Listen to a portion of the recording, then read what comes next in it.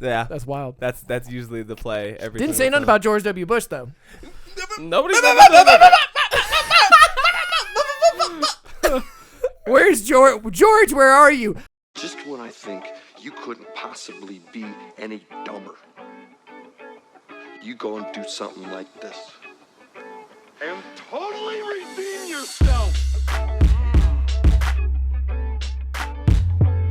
Yo, what's up, Internet? Welcome back to another episode of Three Averagely Intelligent Dudes discussing dangerous ideas. Today, the idea couldn't be any more dangerous. It's war. It was presented to us. This, we were coming into this week, thinking about a couple different ideas, and then Afghanistan fell. Just rapidly. Very rapidly. Since Much our more last rapidly podcast. than we set it up. Yeah, 100%. So we're going to talk a lot about that. We're mixing a little bit about, who's at fault, who's at blame, and just kind of overall dissect this entire situation from, all the way back to 2001. So I hope you guys enjoy.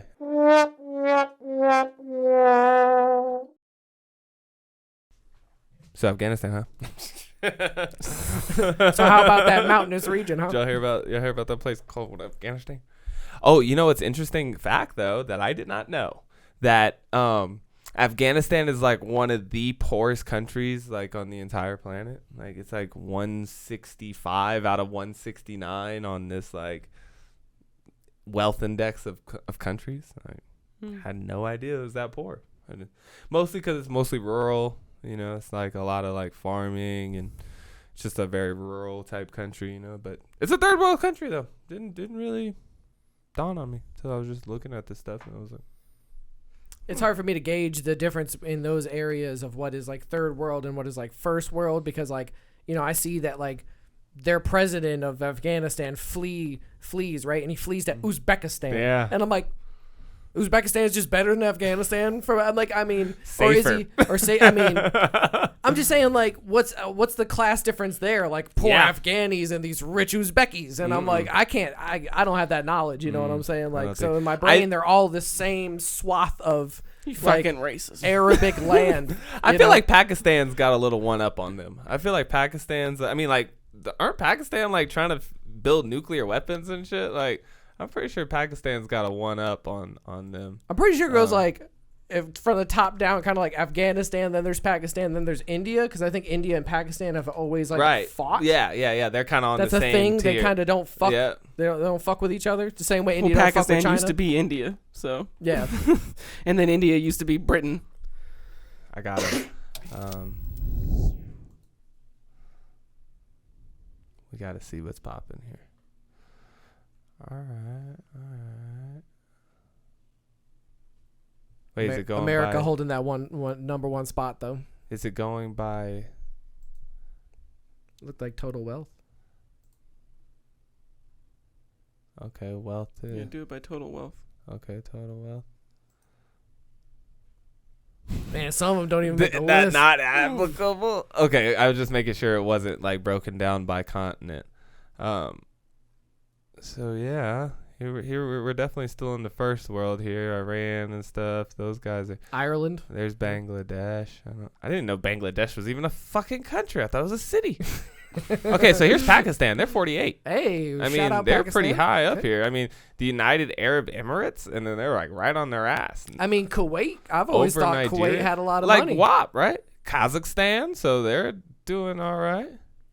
Qatar is 57, probably because it's tiny. Hey, Iraq moved. They probably, the fact that they're above Slovakia blows my mind. Yeah, Argentina down here. And Damn, stuff, Argentina, too. really? Whoa. Myanmar, I guess that kind of makes sense. Hey, Uruguay. That's sad, bro. Yeah. Wow, you got to be 17. Maybe they're just tiny. Iceland. I mean, it's also size. You got to think size. I mean, I was thinking maybe, this ratio is a better marker, because total wealth. I mean, if you have a really tiny country, then your total wealth is going to be kind of maybe small, percentage then. right? Let's see, percent of world Wealth to GDP ratio. GDP ratio Yeah. seems like the move here. Hong Kong. United States is 9. Yeah, it moves us down a little bit. Okay, we got some Okay, poor so this people. seems like it's a little more, How spread out is your wealth? Sri is Lanka. what's going on here. Is that what that is? Kind of. Gross domestic product? No, so that means like how much money you have to how much products you create, right? Or like services and stuff that you're put. Damn, we're gonna have to give us a quick economic lesson. Like, have to Google now GDP and be like, what the fuck is that even? All right, but I'll tell you what, we've been scrolling for a minute, and I still haven't seen Afghanistan on this list anywhere. No, sir. They're down Belize there. Way down here in Togo. You never even heard of Lesotho. Nope. You never even knew that didn't was hear a about place. that. How'd you know? How'd you know I didn't know? Yo, South Korea? What? Not applicable, so they don't even have numbers for them. Afghanistan. All right, Afghanistan is also a not, but they're also 32 in, what is that, total wealth? Yeah, that's low. Yeah.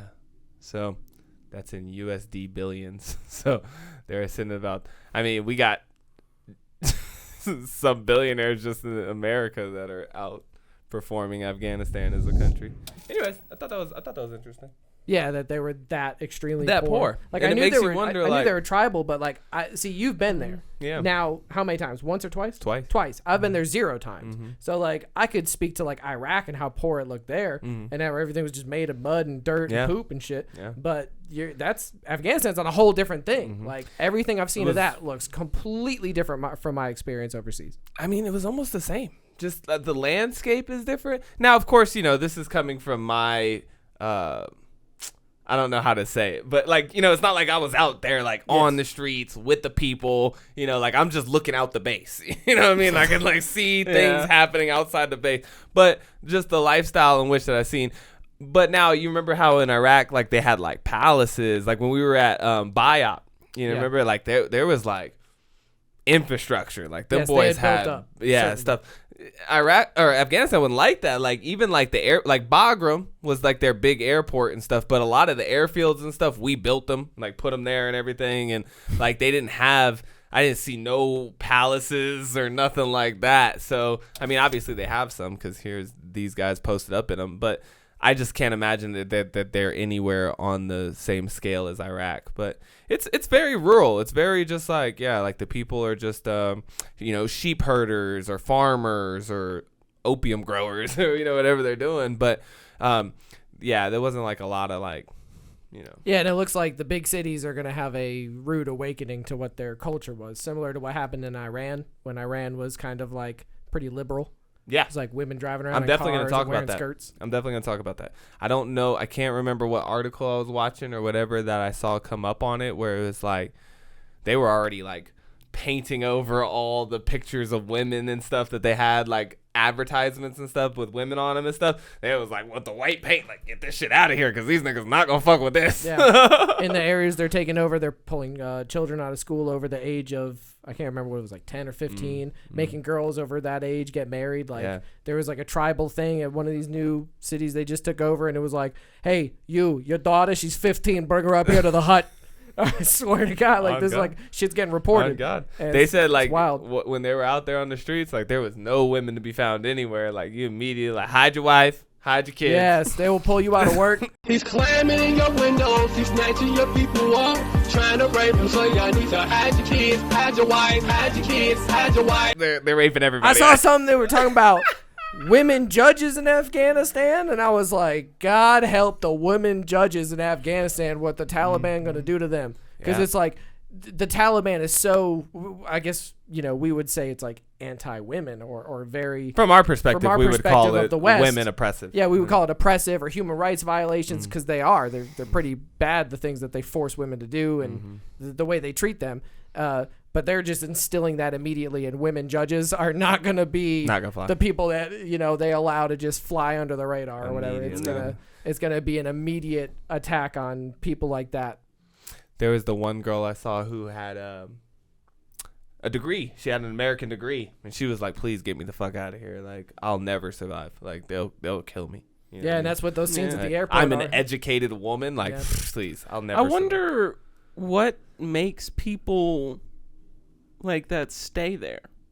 You know what I mean? Like if she has an American degree, she probably spent some time here in America getting that degree.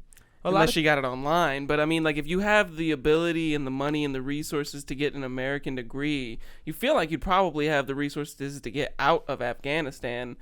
And so it's like, do people's cultural roots like really go that deep to where they want to stay in the country, even though it's your family, it's your friends, Shit. it's everybody, Patriotism and nationalism, everybody too. that you grew up with. And so now you have this like golden ticket, you know, or like this superpower, and you want to bring that back to your home to share that with your people, you know, like you want to do good in your own society. So that's just what I've seen, like a lot of times in like Africa and stuff too. There's a lot of women, people who get out and they go get degrees and stuff, or get educated, get really good jobs and potential to like do things in the world, but then rather than just using that selfishly for their own gain in another country, they take that back to their own communities and become politicians or try. I mean, I've heard of people sending money back. Like, that makes sense. Like, you go somewhere else where you can have better opportunities. Mm-hmm. But that's what I'm saying. It seems like a waste of all of that effort. Like, you go get an American. Usually you a go crusade to get is a in waste.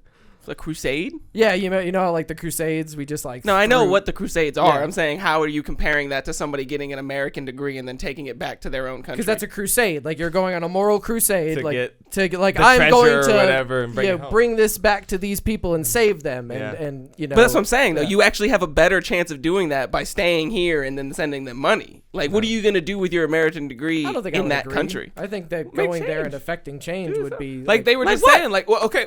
Perfect example. Before this all went down and Taliban came and put a nix to everything, they were trying to create a democratic government. No, they had a democratic government. It was a transitionary government. But my point was they were trying to establish that as like, this is going to be the government going forward. And so they were going to need politicians. They were going to need people who were going to lead the charge as a democratic nation. You're not going to get the old Taliban fundamentalists to do it. You know what I mean? So they go back and they try and do that. I guess. This is the same thing. This is a terrible idea because I'm like, yo, go back to your hood.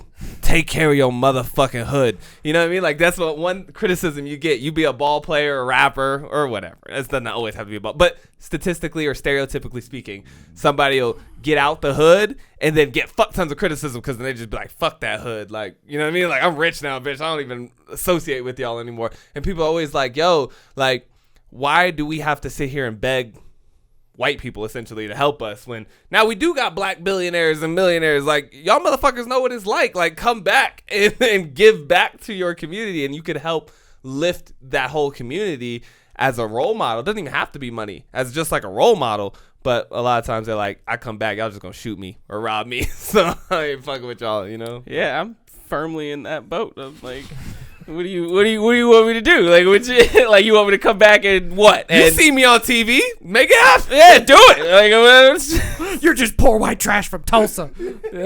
I've never understood that. Like, the whole, you gotta, like, you forget where you came from. It's like, where I came from? Like, what about where I came from? Yeah, like, well, you speak to this detachment from your geological birthplace or location, and it's like a lot of people feel that way nowadays, but it's always been about, like, you know, patriotism. Like, that's like, it's instilled into the mind of an American to be like, if you ever, like, watch any politician talk that's going for a state Senate seat, watch them go on TV and see how many times they mention whatever fucking state or whatever, the Michiganders. Yeah. Or the Delawareans. I'm from here. You know, it's ridiculous. They pander to that because the thought process is that's what people want. They want you to, like, I want a good North Carolina boy who understands my plights and so it's like a way for them to you know, connect with. It's a nationalism or patriotism, but like distilled and then put into like the political process. Because you were saying that you don't fuck with that, but you would also characterize yourself as like an individualist, right? Like, you don't have a lot of allegiances to other organizations outside yourself. Yes, no. I mean, yes, I'm an individualist. No, I don't have any associations with other organizations. Right. So that's what I'm saying. Like, a lot of people aren't like that, though. Like, I'm like that to an extent, right? Like, I define my groups, and then I'm very loyal to those groups.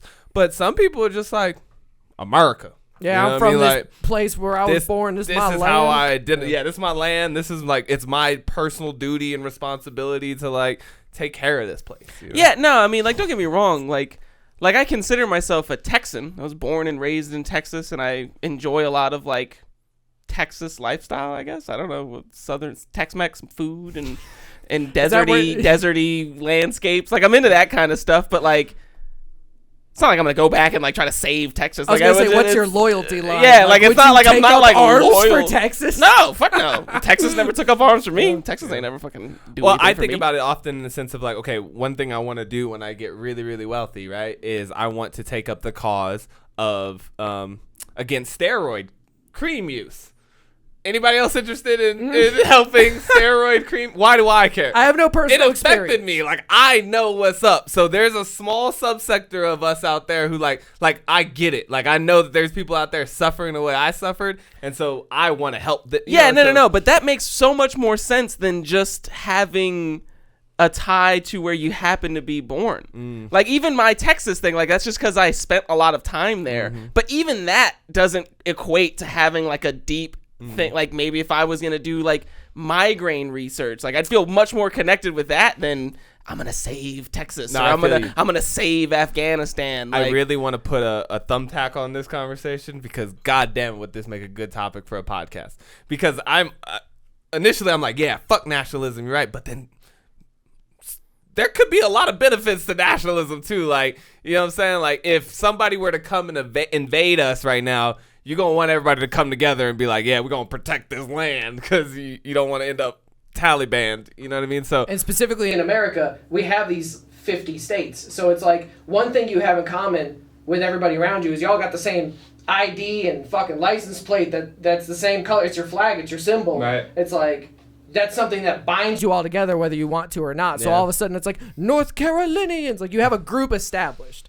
And there's pros and cons to it, though. Yeah. There's pros and cons to it. It's not like it's all bad. Like, some patriotism and some feeling a unity with your neighbor, I think, is a good thing. Sense of community. Right? You know what I mean? It puts a damper on a lot of civil wars and shit. I don't know. Like I said, I think we should save it for a whole conversation one of these. Yeah, because it also causes conflict. Because, you know what I mean? Like, it could go the other way, too. You can have too much nationalism. We've seen that. It's very good. You want to murder 1 million people? Hell yeah, bitch. Whatever you that flag say, I'll be about that shit. Hey, my officer told me to do it. You know. Yeah. So it's tricky. But anyways, let's roll back on into this whole Taliban sweep into Afghan's capital after government collapses. So one thing I had to do is a little bit of research, and I remembered that Al-Qaeda was Afghanistan.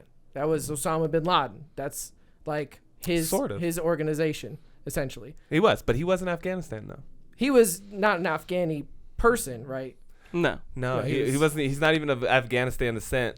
But see, and this is where it gets tricky, and right? Al-Qaeda was just kind of hiding in Afghanistan. Al-Qaeda is like the Proud Boys. You know what I'm saying? Yeah, like, they're not really like from anywhere. Like they're just like a little group of an extremist group, but and they have sex all over. Yeah, Yemen, Lebanon, yeah. stuff like that. Yeah. But they got heavy support from the Taliban, which was like a bigger Proud Boys. I mean, like they're not even really a government institution either. They're an insurgency. Aren't they also a political ideology essentially? Yeah. They a party, like a political party. I know we're gonna start here. Let me just pull up this timeline real quick. A government, if you will. Because in this timeline, they talk about how the Taliban even rose to power.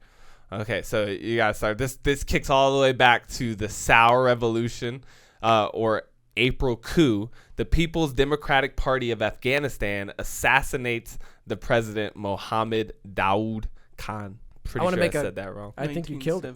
I think you killed it. I want to make a quick point, though, is that there were also, doing Wikipedia research, there was a war in the mid-1800s and the late 1800s. There were Anglo-Afghan wars. So Anglo, to me, I've always associated, I'm assuming that's like white-skinned people, like whatever. Yeah. So it's like there was 2 previous wars there, and then there was some fighting in the first part of the 20th century as well. So there was like multiple wars going on before this even picks up. Multiple wars. I mean, I'm sure. Yeah. I mean, where people are coming the whole world. Yeah, the whole world. Well, specifically trying to take over Afghanistan. Oh, okay. Yeah, like with a war in the sense of colonizing the colonial wars that fails. Because we got a couple of those too. Yeah. You know, like the Spanish War. Graveyard of Empires starts back in a long time ago. This is the Graveyard of Empires. Like that, you get that name for a reason. It's a moniker because nobody can take this fucking thing. But they've tried though. Like you said, a lot of people have tried to come through. So that's in line with that. Then shortly after that, Soviets were like, oh, we got a failed state over here? Cool. And they just invaded Afghanistan to prop up their own government, which faced internal rebellion. And a lot of y'all know there's a great movie about this whole Afghanistan-Soviet war because the Americans got involved. Here it is right here in 1992. We started backing Afghan rebel groups, which backed Afghan rebel groups withdrew its aid. So we were like secretly funding the Afghans fighting against the Soviets because we were anti-communist, right? So we were like, hey, the last thing we want was the Soviet Union to get another foothold somewhere. So we were secretly working with them.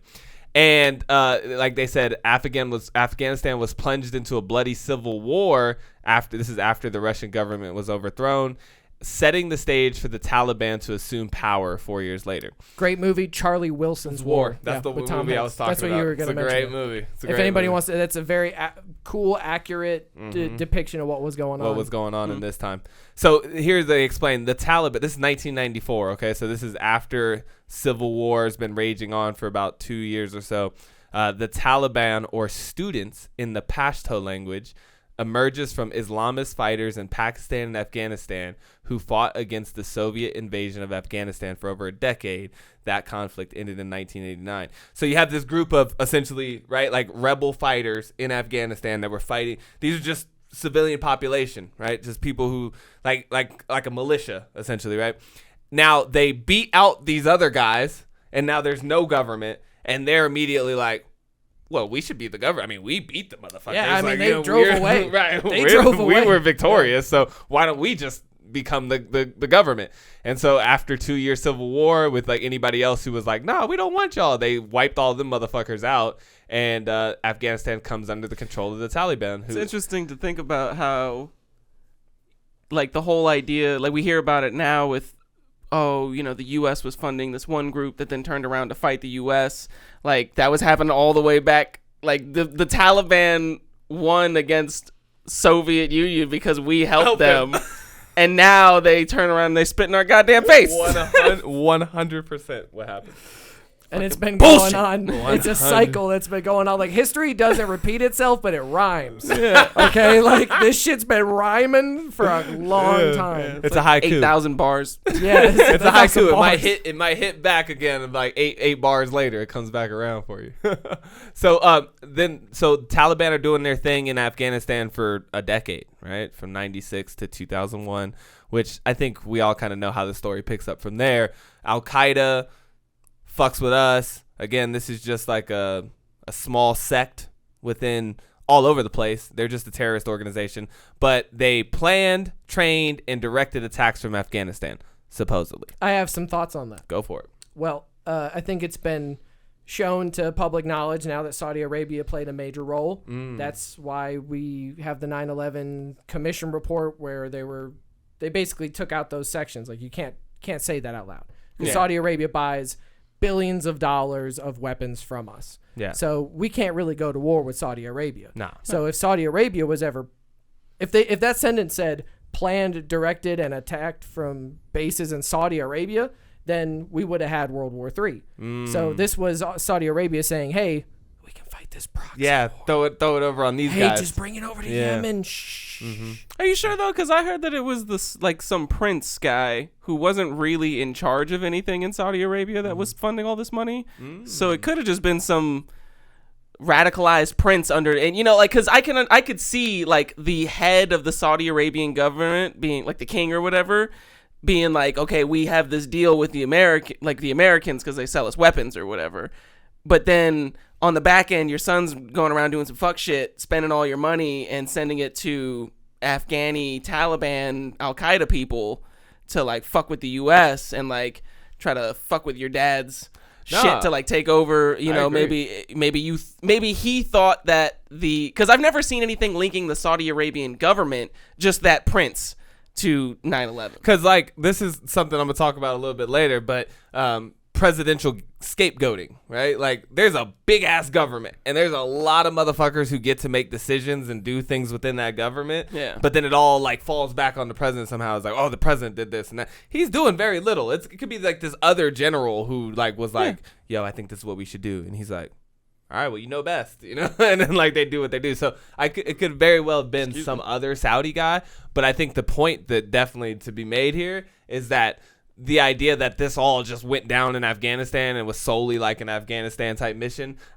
we don't necessarily know that to be a fact. I would personally bet against that. I mean, obviously we'll never know, but yeah. I would say that it was probably funded at least by Saudi money. I mean, we just talked about how poor Afghanistan is, you know, and like, I don't know, man. Al-Qaeda's fundraising doesn't seem to be like one of their biggest, you know, draws. Yeah, like they're really good at recruiting. Fundraising, I don't know about that. And honestly, this is one of those things too where it's just there's so many factors into the story of 9/11 and what happened, and like the passport being on the ground, like all these things that if you present the entire 8-hour story, you know, I think it was Saudi Arabia. Like I think after all the evidence was reviewed, I would come back as a juror and I would point the finger at Saudi Arabia. I hate to say that I would actually point the finger at the United States. I think the United States. Well, let's not get dragged into a 9/11. Okay, we're talking about Afghanistan. True. But I would. 9/11 directly relates because that was the reason. Like a week after this shit happened, or 20 days after this shit happened, they're like, "We're going to Afghanistan to get Bin Laden and Al-Qaeda." Yeah. To get to and then so, but that's an important distinction to make, though, right? We were going into Afghanistan, whether they helped or nothing like that, but that it was. The guys we were looking for were in Afghanistan. So that was a fact. So the guys that we wanted to get were there. And it's not like Afghanistan had like a government that could stop us from really getting in there. Because, again, the Taliban is not like a recognized government institution, right? Like they're an administration. They're just a group of motherfuckers who were in charge because they got the guns. So we were like, all right, well, we'll kill you too if you get in our way. But we're coming for these guys. And then the Taliban were like, well, we're going to try and get in your way. So I think that's my summary of like the whole Afghanistan war and how we ended up at war with Taliban and who the Taliban are. So fast forward, of course, you know, lots of things happen in the war. We start Operation Enduring Freedom, which is us trying to get Bin Laden. Yep. So we would have been coming up on our 20th anniversary on October 7th. Of us trying to kill Bin Laden. They keep fucking going on with that. We in 2003 we also decided we want to break off a little chunk of that fucking Iraq shit too on the other side, and we start doing that. You know, I always forget that Afghanistan was first though. I often forget that because Iraq was kind of probably the war that I was at first more involved in, and then it just was a harder war, I guess. I don't really know how to explain it. Well, technically, Iraq was first, but we beat them in less than 12 hours. Desert Storm. Yeah. Well, yeah, but I mean, I'm talking about in this current conflict. Yeah, in the current 2000s conflicts, yeah, it was 2 years. Looks like 2 years. Because, like you said, we were in Afghanistan for 2 years before we ever thought about even diverting to Iraq, which is funny too because we also wanted to get into Pakistan, but Pakistan was like, bitch, do not try this. We got something for that ass. Yeah, and I'm sure the fact that Pakistan shares borders with India and China, they were probably like, we kind of don't want you that close. Yeah, it's like weird, everybody though. in that area was like, nah, you can fuck back off. Give me 6 feet, dog. Take your ass back to Ukraine. I bet you their oil production is a lot less than Iraq's. Yeah. I mean, there's a lot of factors. When you speak of oil production in Iraq, I would point to opium production in Afghanistan. You know, I'm going to talk about some memes a little bit later, and I'll share one that sent me down a rabbit hole of that concept. Because, like, that's something that happens a lot. You'll see something, you'll be like, huh, I didn't know that. I didn't know that statistic. I didn't know that small piece of information that opens up this whole window of, did we invade to get all the heroin so that we could just feed it to our people through the pharmaceutical companies? Well, for where the do you next think 20 that they years? get the opium to make all of these opiates? Well, that's the thing, is that's not something I commonly think about. Barbiturates. Yeah, it just doesn't, like, it's that not word. held in the front of my mind that, like, oh yeah, Afghanistan, that's where our heroin comes from. You know, like, I just, so when a meme That pops is where our up- heroin comes Once from. again, it was Pfizer that was like, yo, you need to go over there and get us this fucking opium so we can make our drugs. I'm not saying that it's all an elaborate plan. It's just, you know, when Well, things, isn't it kind of coincidental that 5 years after all this shit kicks off, there's a the beginnings of an opium crisis that happens in America. All of a sudden, opiates start getting prescribed like crazy to everybody. Yep. You guys never put these things together? Mac, drop that mic on him. That is a staunch coincidence. That was the meme I saw. Is that's the thesis that it kind of states, and it was like the idea that of course we went to Afghanistan. We need all the heroin, like same idea with Colombia and all these banana republics where we went down and fucked with them in South America so we can get our hands on that sweet coca. We needed that cocaine. All right, but I want to keep pushing this along the timeline so we can get to today and like what's actually happening now, which I know a lot of the viewers probably know because like you were saying earlier, it's everywhere. Like this is the there's headline. a reason we're talking about Afghanistan. Yeah, there's a headline to this, but so we go to war with them. We're fighting now. The Taliban. Taliban. Why are you saying it like that? Taliban. That's the George W. Bush way. George Bush. We're gonna fight the Taliban. The Taliban. Hey, Mr. Taliban. All right, so the Taliban.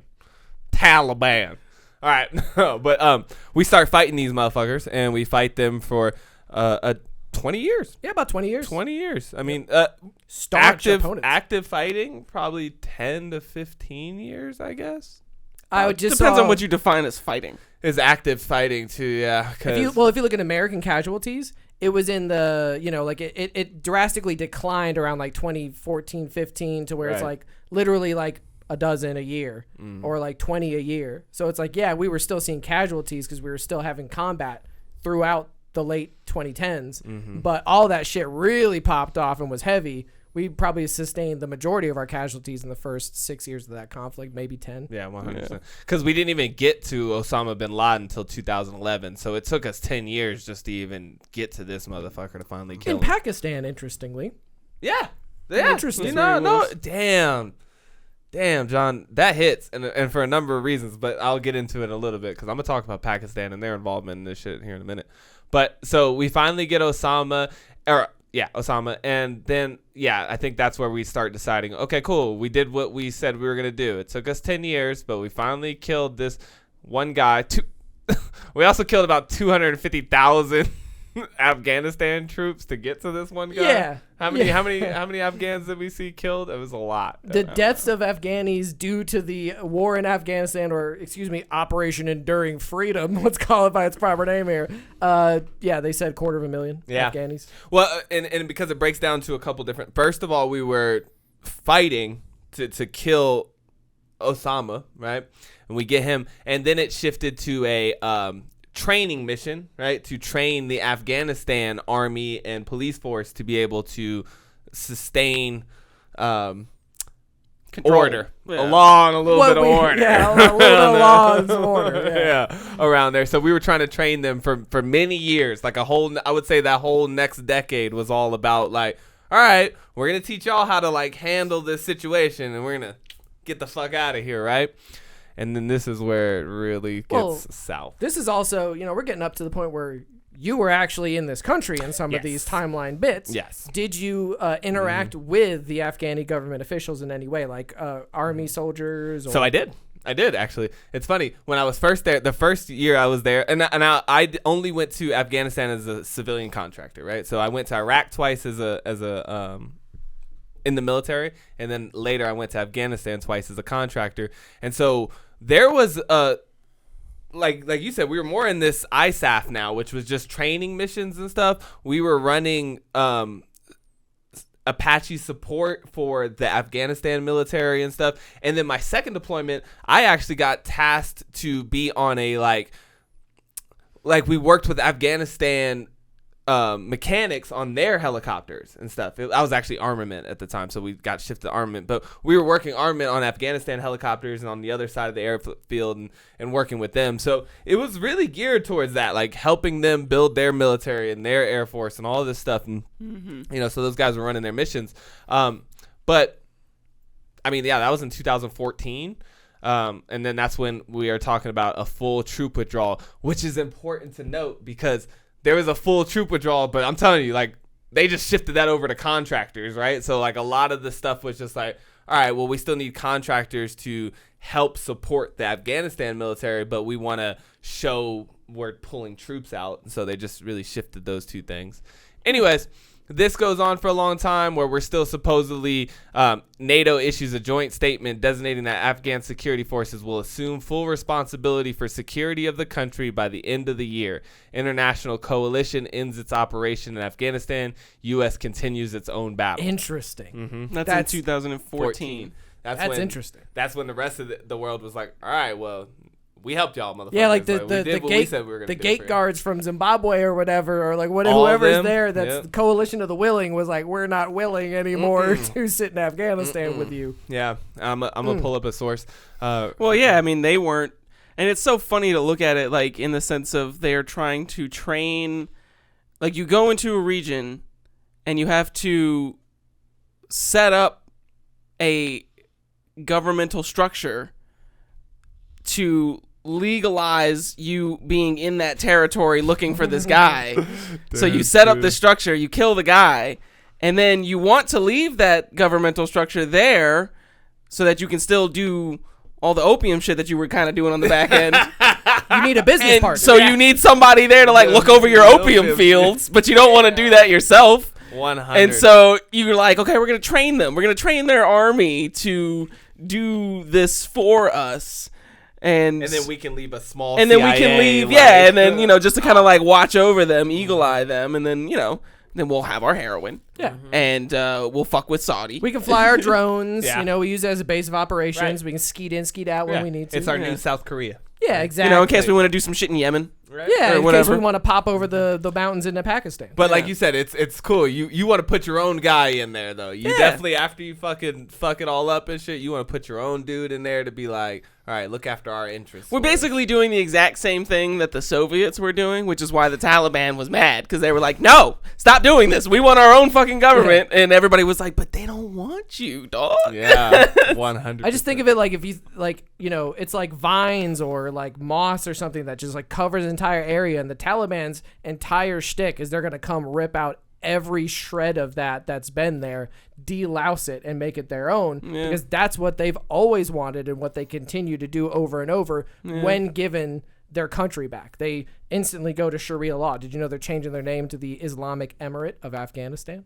Oh, wow. I did not know that. Interesting. Did not know that. Yeah. Good luck with that. Yeah. Islamic Emirate. So it's like Islamically. I don't know what an emirate is necessarily. I might get that. I'm hoping I got that second word. Emirati, yeah. No, that's it. I mean, I would United Arab Emirates. It's like kind of like probably what they're pulling. Let's see what comes up if I search Islamic Emirates. 29 minutes ago. Damn, John with the fucking up to the minute fucking information for y'all. That's on Wikipedia page, just caught up to us, okay? Yeah. We're ahead of the Wikipedia these days, boys. You're getting up-to-date information.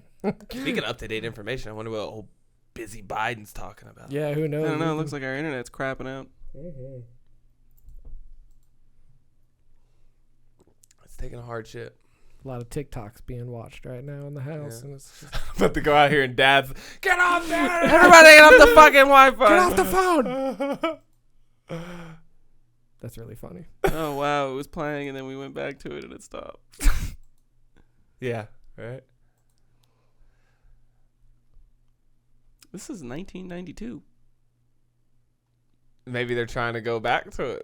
They're trying to change State government by the Taliban that is the de facto current government of Afghanistan since 15 August 2021. The Taliban previously ruled the country under this name from 1996 to 2000. So yeah, they're just trying to go back. Oh yeah, so basically after they won the Civil War that started after they pushed out the Soviets, from that time until we showed up, they were like, this is the Islamic Emirates of Afghanistan. And then we were like, no, you're fucking Taliban. You're the Taliban, buddy. We're installing the real We remember you guys. Yeah, they're like, fuck that. We ain't calling you by your name. We're going to call you some other name because that's what Americans like. But pretty crazy, when I was looking at the timeline, it was October to December is how long it took before George Bush was declaring that we had driven the Taliban from power and we were going to establish our own people. And we're talking like, that's October, 2001? Yeah. When the war popped off? Yeah. So that's 2-3 months, and then we won the war. Just like with Iraq, That's where what he comes said? out and I says didn't mission remember accomplished. that. Yeah, Yeah. he said we've driven the Taliban from power. The Taliban are no, they're not here anymore. They're eradicated. Yeah. Remember, that's the first part. You have to go in there and put in the guy that says that it's legal for you to be there looking True. for this Yes. other dude. It's So true. George So that's Bush, what they had to do. They had to go in And and then push the Taliban out, which was the government at the time. Yeah. Yep. They get rid of them, and then they put some guy in there that was like, yes, I give you permission to search our land That's for true. Osama bin Laden. That's true. And then Because to there declare wasn't an actual the Taliban. declaration of war for this conflict. Sure. Like, Congress never said, like, yes, we are now at war with Afghanistan, because nobody recognized the government of Afghanistan as like an actual person that you could go to war with. Yeah. So they just got rid of them and then put in this other guy that was like, I give you permission. Hence No, why no they- war needed. Hence why they took down the name Islamic Emirate, and then they Yeah, just of started course. saying, now you're just that You just Afghanistan. terrorist organization, the Taliban, and you can be hunted. yeah, and you're not killed in at control will. anymore. You don't Of get to Yeah. decide the Right. flag. Which is very fascinating, because that's kind of what's happening now. I don't want to get ahead of ourselves, but because I do want to bring up this question. So you get the 10 years of fighting, and we can all kind of agree.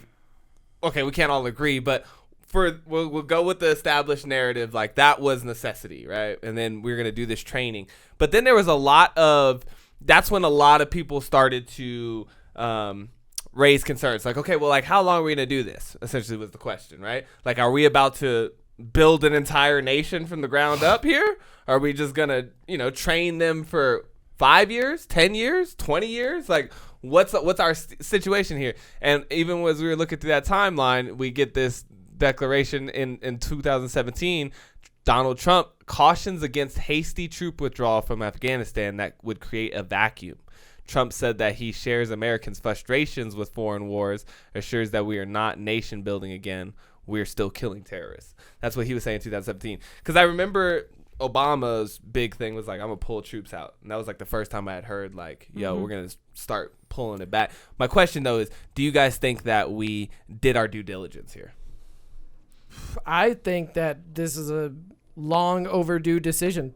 That would be my get out of it. I mean, yeah, we can see as far back as, what was it, 2013, where they were saying we got to be out by 2016. Yeah. Like they were Yeah. like, we got to get the fuck Yeah, out of we here, gotta get guys. out of here. This is Vietnam again. These people Yeah. are getting fucking fed up with this. Right. That's Well, yeah, I mean, and it's because people forget that when Obama actually did start pulling troops out, but every time they pulled troops out, anywhere that they removed the troops from, the Taliban moved Fighting, in. yeah. And so, like, that was the problem. That's how you ended up there for so long, is that we wanted to leave, but the people we set up to control the shit while we were gone couldn't handle their shit. So every time we left, they lost ground. And so they were like, oh shit, like, God damn it. Okay, well, don't take them all out, because we need these motherfuckers there to let us have control of the region through a proxy. But if we leave it all together, they can't handle it. For me, It really comes down to the people that the U.S. government picked to run Afghanistan are really, really bad at their jobs. And they couldn't handle the shit that we wanted them to handle, so we had to from the hold their American side. hands. Not from, the Afghanistan people. Yeah, the Afghanistan people. If there's one reoccurring thing that I've noticed through my studies of all this stuff, is the Afghan army is a bunch of fucking pussies. Okay, they fucking suck. They suck. They're They're like the worst army ever. It seems like every time these motherfuckers run up on them, they're just like, hey. Well, they are. Because they can't, because, you know what I mean? Like, they're just, I don't know, maybe it's just because the way, like, we like, as an American soldier, you're backed by a government, right? And so the government has serious repercussions for failing your military duties. But in Afghanistan, it doesn't seem to really operate in that sense. Like, these motherfuckers will abandon a post, they'll just take the uniform off and be like, I don't want to do this anymore. Multi-layered, because the people that are fighting for their country are already understanding the concept that if the Taliban comes back, they're on the list of heading to the gulag, getting your head chopped off. Yeah. So if you're gonna work with, this government of America that the Taliban will kill you for, you're already like signing up for this idea that, like, well, if it ever falls, if they ever leave, I'm dead. Right. And that's, so you already have that layer. Yeah. And then the layer of, oh shit, they're abandoning me and they're not taking me with them. So now it's like, now people that look like me who've lived on my land for generations are coming at me with AKs. And I'm like, yeah, I'll go with you guys. Yeah. I feel what you're saying. It's like that, like, you feel big and strong when your big brother's around. Like, yeah, like, you fucking talk nasty to me, my big brother back here gonna whoop that ass. Until there's a big difference when big brother's no longer around and you're just like there by yourself, and they're like, everybody's like, oh yeah, what's up now? And you're like, please don't hurt me. Like, so that seems to be, I feel what you're saying. Like they lack the confidence, I think personally, like as just their own entity, like Afghanistan military, which like we brought up prior to 1996 wasn't even a thing. There was no such thing as an Afghanistan army. Like there was nothing like the Taliban army. So, that's not true. Yeah, it was the Taliban army. But it was the Taliban. So that's my point. Those are the guys with the actual power. Those are the dudes who were running shit. Yeah. And so we came and we propped up this idea of like an Afghan army. We were like, we recruited them. We trained them. We gave them equipment and uniforms and everything and put them up, and we're like, here's new army. But it's just a bunch of fucking privates just standing around in uniform. Like, yep, I'm an army. This is so right. This is so true. The problem is that I all of the blame goes to whoever was making the decisions on whoever in the American government was making the decisions of who's gonna run the Afghani government. So when they come in and they push the Taliban out, and then they pick the 10 people that are going to be like the head of the new government, and then those people, because that's the thing though, is that like it's a proxy system. So the government, like the U.S. government, talks to the new Afghan government, and then the Afghan government does whatever the U.S. government tells them to do.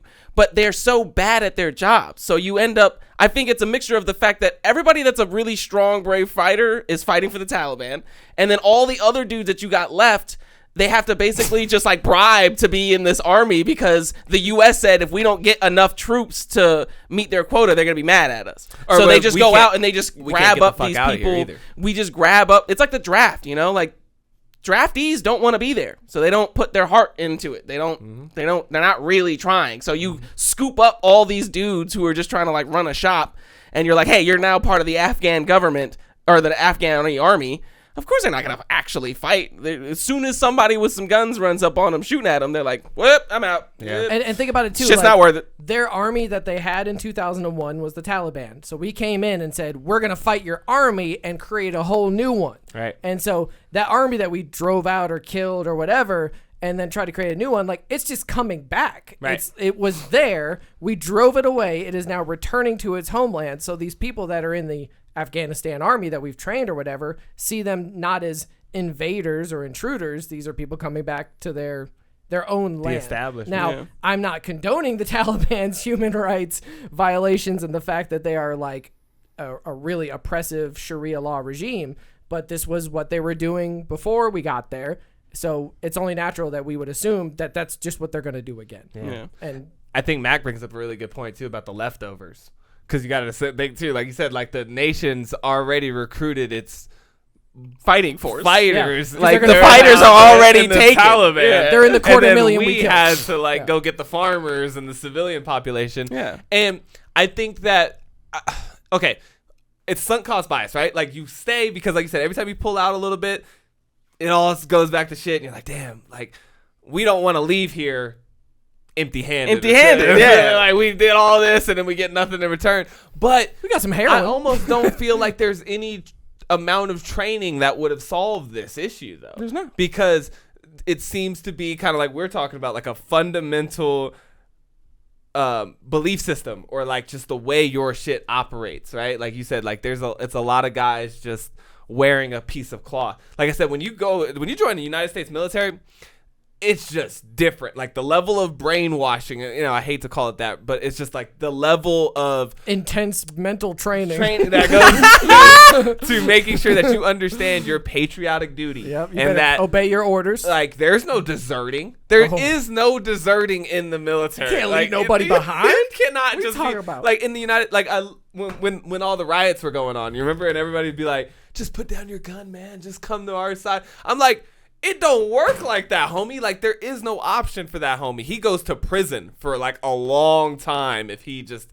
Plus, they got a fucking family. Like, you know, it's like really, like people forget that this is people's jobs. Right. So it's like, just come to our side. I know that yeah, I believe you. But unfortunately, you guys live with your parents and I got kids at home and I got to pay for their food. Yeah. So it's easy for you to be like, be on our side, bro. But you ain't got no fucking job. Like, I can't give up my job. Yeah.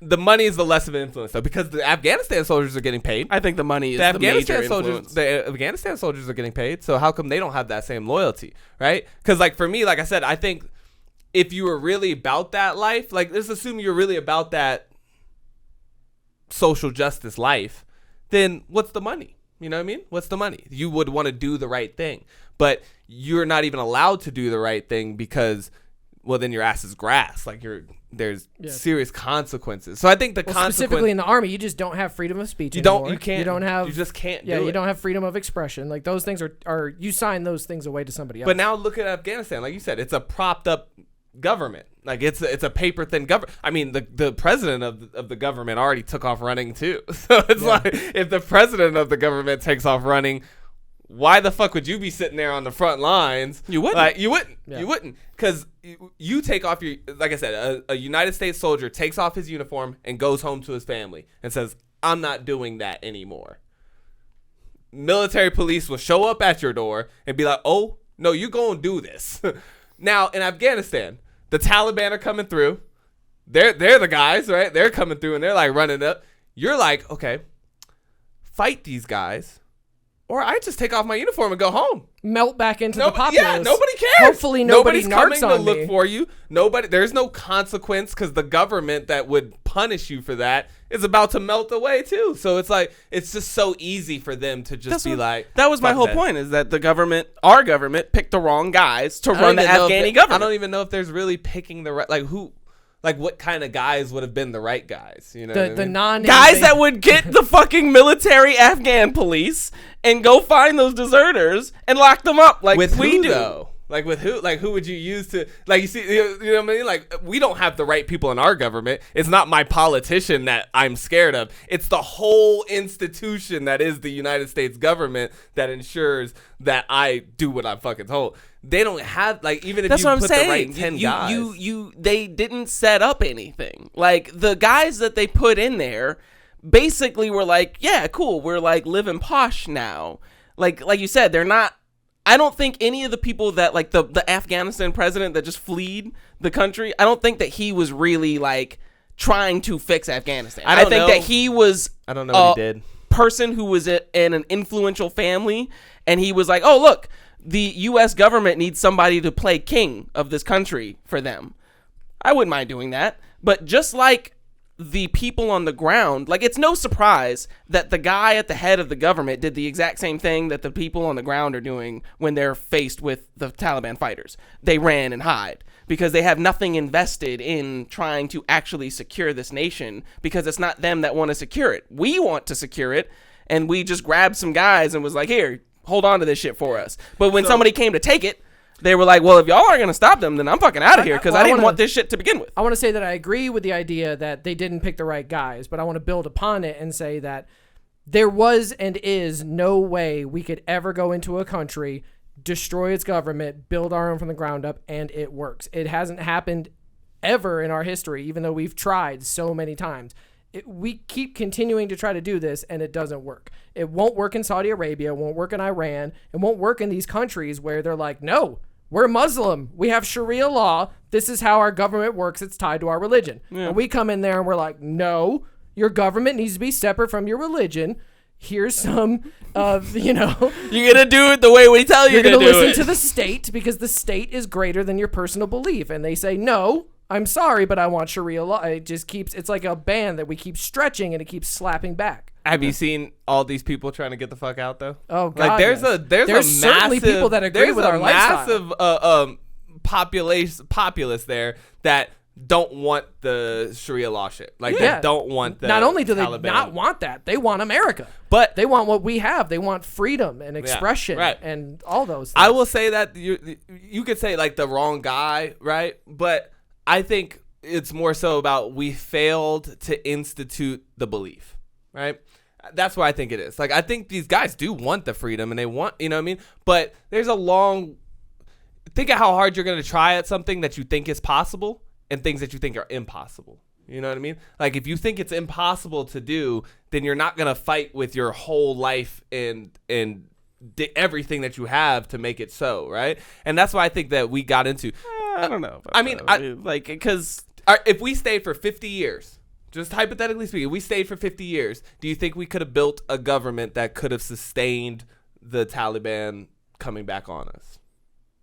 Without us being there. Like, would Without- there ever be a point where we could completely I don't think it's a pull matter of time. I think it's a matter of getting the right people. And that's what I'm saying is like, yeah, there's a lot of regular Afghanistan people that would love to live that liberal democracy life. And that's why they're all trying to get out of Afghanistan now that the Taliban are taking back over. But what I'm saying is that you have to get people with that kind of mindset at the heads of the governments. The head of the governments were dudes who were living in palaces and didn't actually care. That's my whole point. Is like, Well, that's when you conjecture. You don't really know that. I don't know that, but I mean, when they run away, just like all the other soldiers and stuff like that, like it seems like Because not what's a their lot of other people option, though? are willing to, like, they don't There was want one it guy- enough to fight for it. There was that one guy who's like he's not like the president. He's like a couple of steps down, but he said, "I'm staying." You know, I'm staying. See? I'm Yeah, going there you to instrument a peaceful handover to the next regime. But he didn't say, "I'm gonna stay in the fight." Right? He said, "No, I'm just gonna make sure that this, goes on diplomatically." So and then I do my he's- diplomatic. So then duty. what that guy's trying to do is make sure that he has a spot in the new government. But like, Because he has nowhere to go. The other people above him might have had somewhere to go. Like when they fled, the president had somewhere to go. He went to Uzbekistan. I just don't know if that we're talking about a radical change in ideas, kind of like you said too, right? Like a radical change in idea, and I just don't know where that right guy is. Like, because you need a lot of right guys, is my point. I guess that's the point I'm trying to make. Like having 10 dudes in the government who stand there and say, "No, you better stay and fight," and then the dude on the ground is like, "Or what?" And you're like, "Well, it's your duty," and he's like, "Yeah, I'm about to die, so I don't give a fuck about that." And he walks away. But so it's like, even if you had a guy who was like, "No, I'm about this life. We're going to have a democracy." Well, like, he still has to have like funny. a lot of army. We're going to have a democracy. You're gonna die for this democracy. I'm saying, like, I don't think. No, you're right. Like, If you had everybody time has to believe in having if you an had actual time country. to change that, and everybody buys into the ideology that we can have a democracy, right? Like, as long as we fight for it, we can have that type of because I mean, like, you look in the America didn't get its independence. Well, it did kind of. Well, I was going to bring that up when you were talking about it. You were like, how impossible would it seem to was like- to defeat the greatest army on earth? It was like 50 motherfuckers got together and we're like, we're gonna make this shit We happen. gonna make this But shit then they happen. still had But to go and persuade the people on the ground Yeah. too. If you think about 10 years, we only trained for 10 years. 10 years we did the heavy lifting, and then for another 10 years we were like, okay, we'll teach you how. I just don't think that's enough time to establish a strong mentality, a belief system. Well, it's that's because different compared to when we do the heavy lifting, thousands it's of years. easy. But when you try to train people to know how to do the heavy lifting themselves, but they don't actually want to do the lifting. Right. You didn't establish the belief, because that's one thing when we talk about we train the military, we didn't train them on like I said, when you go into Values the and military, shit. right? Yeah, The like- first thing you learn is the soldier's creed. Yeah. So we start with the mentality of like what it means to be a soldier. You show anybody how to clear a before room. we give you a gun, show you like the techniques of Yeah. like doing certain Tactics and things. shit, Right. yeah. Tactics don't give you confidence to fight. It's all You know, mental. It's a mental thing first. And I don't think we did our due diligence in establishing that type of mentality there. Just from what I've seen, because like you said, I don't they think are you rolling can. I think over. it has to be there. Like you can't. I think you can, establish- but I think it just takes I an looked up the enormous number amount of because time. I heard the wrong number. I heard 99% when it was talking about like percentage of Afghanis who support Sharia law, and the actual number is 78% of Afghanis Which is support a lot. Sharia law. So been we a went lot. in and said, no, eradicate that completely. Eradicate Islamic law from your government. Here's a Western democracy. Now play nice. It's the game of life. Pay the bank. And they were like, no, thank you. We would like Sharia law. Yeah. 80% of our populace want Sharia law. So when the Taliban comes back, they're not going to fight the Taliban because the Taliban's coming back to institute Sharia law. It's what they want. Now, there are people at the airport. There are people who worked with America There's who now fear their life. Yeah. Because And I think that they would could be have killed for working with us. I think that could have bled over more. Like you could change that over time, right? Because like you said, 30, 40 years? I mean, how long does it take? I don't know. We're still in South Korea. We're still in Japan. We're still in Germany. But look how democratic South Korea is. I agree that those people you start to adopt that shit. Well, because their governmental systems before we showed up and ripped it out of their it's one thing when the place that we go into doesn't want the government there, but they want the government. That's the point, is that they want the Taliban. So there's not enough people with the belief to get rid of the Taliban to get rid of them. Mm-hmm. So when you go into South Korea and they don't want the dictatorship and you rip that out, then they really like you because you did something for them. Mm-hmm. But when you come in and you just rip out their government, the government that everybody wants, and put in your own government that's completely diametrically opposed to the ideals of their previous government because you want to be able to do shit there, nobody gives a fuck. Nobody likes you. But would you all say that we might be making, because like they say 78% of people want it, right? Like, do you want democracy? No. You don't want democracy? I don't want democracy. Like but you see what I'm saying? Like, I'm not like out here being like I don't feel like I have a choice. I want our constitution. It just is what it is. Yeah. And so like Sharia law, like if you're 65 in that country, your whole life, that's just been what it is. Now another guy comes and they take over the country. You don't fight. You're just a farmer, okay? Now they fight and they do all that stuff. They take it over and you're like, all right. And they're like, democracy. You're like, I don't know. I'm a little skeptical, but show me. Right. And so, they're showing you. And like I said, like, dude, we pull up some of the things like they were having like people were out there painting, like they had like women out there and like people were getting used to this idea of like women's rights and stuff. Women probably weren't in this poll. You know what I mean? And so they're like, oh, this is kind of tight. Yeah. But then now that guy who is setting it all up is like, all right, well, we're out. So good luck. And then all the other guys come back with guns again, and they're like, "No, we're going back to this shit." You're like, "Yeah, they want it more." Yeah, you're right. We're gonna go back to that shit. That's what you gonna do. Yeah, you're just gonna go with the flow. I think you need that taste of freedom. That's all I'm trying to get to the point. Like if you look at America, right? Like we revolted because we got that taste of freedom. Like we were all the way over in America, and we had been doing our thing for a while, and we were like, yeah, whatever religion we wanted to. Yeah, you know, we were making our move, we were getting our money, and all of a sudden, this guy's like, hey, we want our cut. Or, they start trying to like come back and oppose it. We're like, I mean, do we really need to listen to them? I mean, you really didn't do anything freedom, for me. You know what I mean? Like, hey, come take it. You know what I mean? Like, oh, and you're gonna have to send a lot of troops over the water because we're gonna keep fighting. I just don't think Afghanistan got enough taste of that freedom yet to be able to be like, nah, I really want to fight for this shit. But that's the point, though, is that I think that you're missing the idea of, like, the majority of people in America probably wanted to stay part of Britain.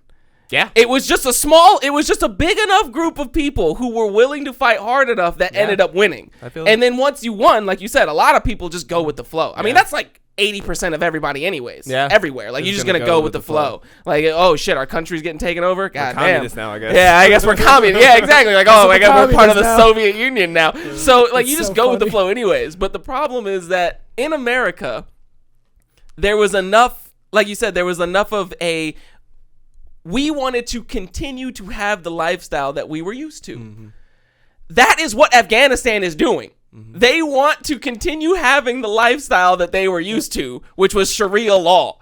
Like, they are not used to, like, and that's the point, is that when you're saying, like, the freedom, and it's like, that's because nobody's filming the people in their houses who are like, hooray, the Taliban's so back. Why are nobody cares about them. Then? Why are they not celebrating in the streets? Like, why you see everybody running and hiding instead of being like, yeah, like, you know what I mean? I think, like you said, it's go along with there's probably a large percent of people who just live there and they go with whatever's going on. And maybe they're going to think in their heads like, damn, I wish I could send my little girl to school again. Like, maybe they're not for how the Taliban institutes this law, but I think you're missing the point. Like, to them, to the people on the ground who go with the flow, the Taliban and the United States military are the same people. They're people occupying your town, changing the way you live your life. And so they don't look at us like the good guys. Like, when we were fighting the British, we looked at ourselves like the good guys. Like, it was us fighting for ourselves.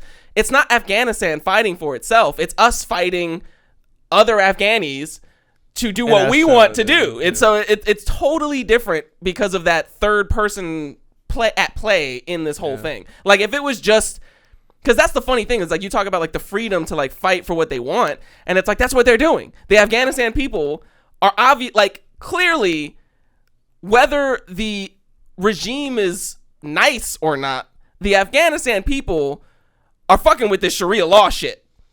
Because otherwise, the Taliban is fucking with that Sharia law shit. Those are Afghanistans. Civilians. But I mean, that's a small sect, though. You know, that's like saying you want that democratic shit because the Democrats are your president now. Like, no, you don't necessarily. You gotta just take it. Like, your side didn't win, so you gotta just take it. You know what I mean? Like, whatever. If it's like 120 million Americans have voted for it. You know? So it's like, wow, I guess somebody won. But then that's like saying America wants this democratic shit. It's like some Americans want it, others don't. You know what I mean? And so let's show what's going on the ground. Let's see what's going on the ground. Let's like look at the images coming out of Afghanistan before we be like, you're talking about on the ground. Like, this is like what, 1,000 people? It's a lot of How many people live in Afghanistan? But then, like I said, the other people are inside. I bet you there's more Taliban fighters than there are people trying to flee the country. I pull up videos right now of when Saddam was taken out of power. Mm-hmm. Okay, celebration in the streets. The people showed up. They helped us rip the statues down. Like, they were ecstatic about that.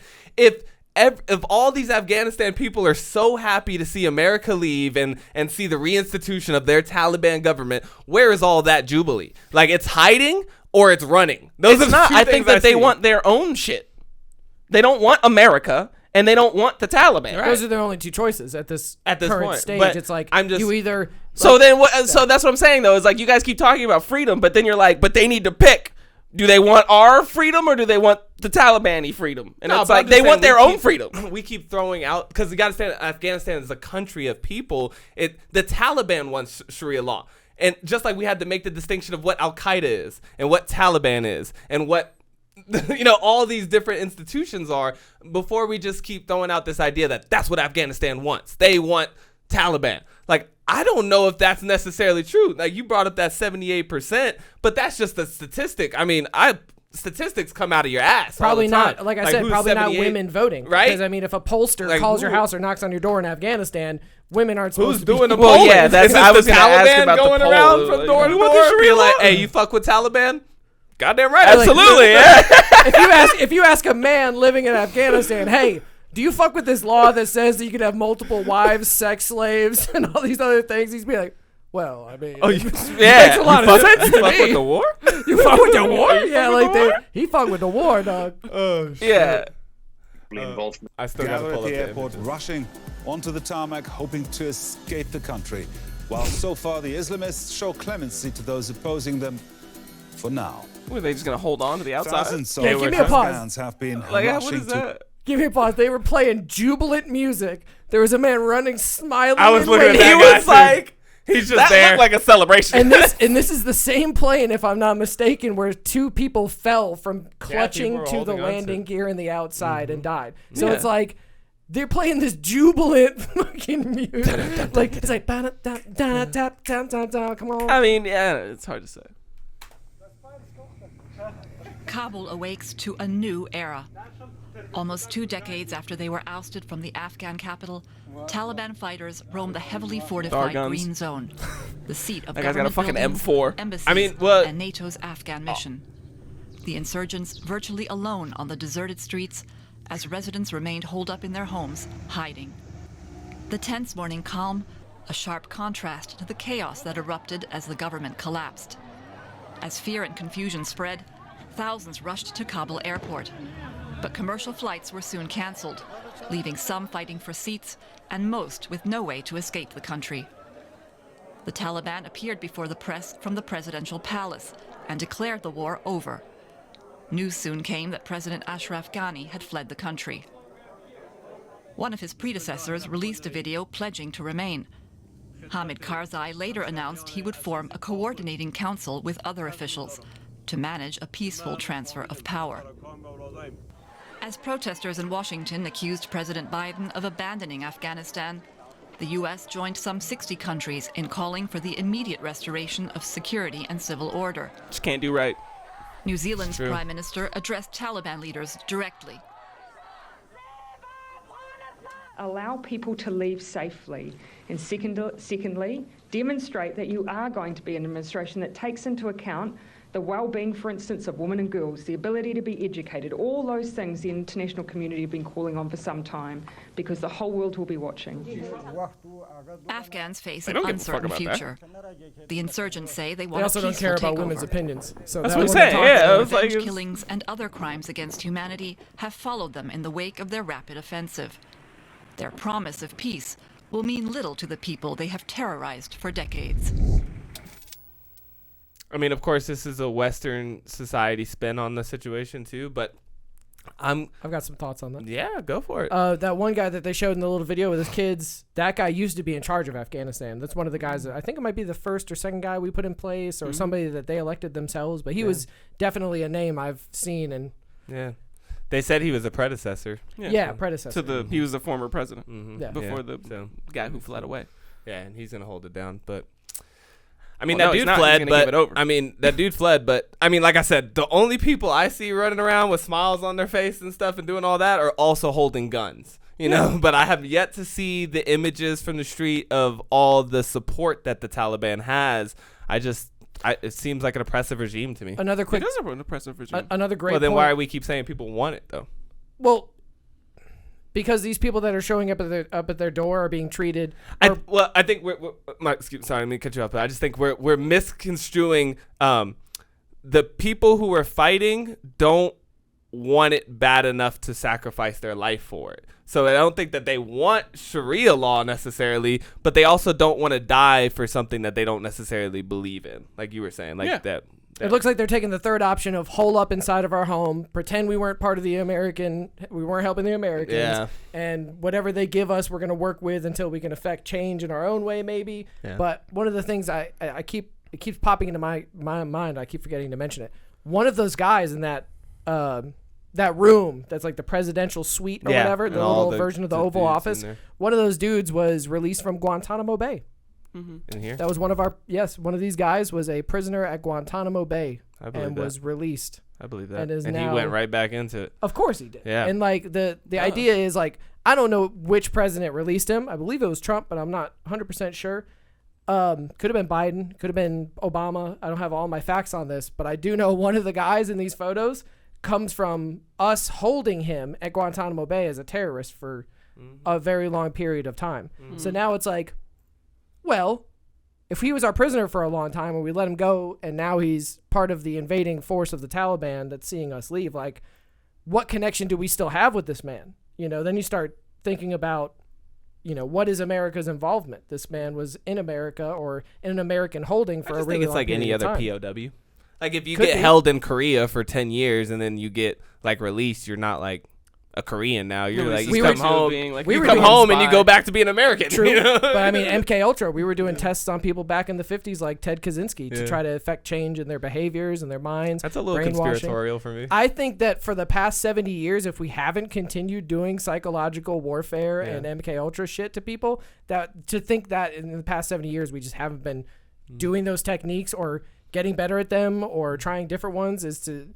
I mean, to what effect? So what end though? Yeah. I mean, if we have a prisoner from the Taliban that we hold in our jail, the highest military jail for 10 years or 5 years or however long he was stuck there, I just feel like it's American fuck shit that they would do something to his brain in some way. And make to him what like effect a double though? Like agent? to do what? Or like to lead this or something? I'm just saying, like.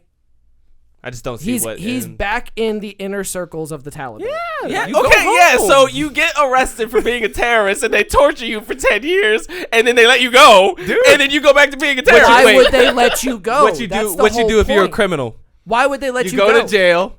And then you go back to being a criminal. You don't be like, I'm reformed. You serve your time. We're talking about non-judicial. Well, because we had to. I mean, Guantanamo Bay got shut down. Remember? No, like we had to lead a lot. We had to let go of a lot of motherfuckers. There's no laws that said we had to let this man go. He didn't serve a sentence. It was non-judicial. We literally just snatched him up and said we can hold him for however long we want. Right. And that's what we did. Right. We didn't let him go. So I mean, all of a sudden he got go back released to on the good Taliban. behavior, and then lied to your fucking face. I tend to see it from.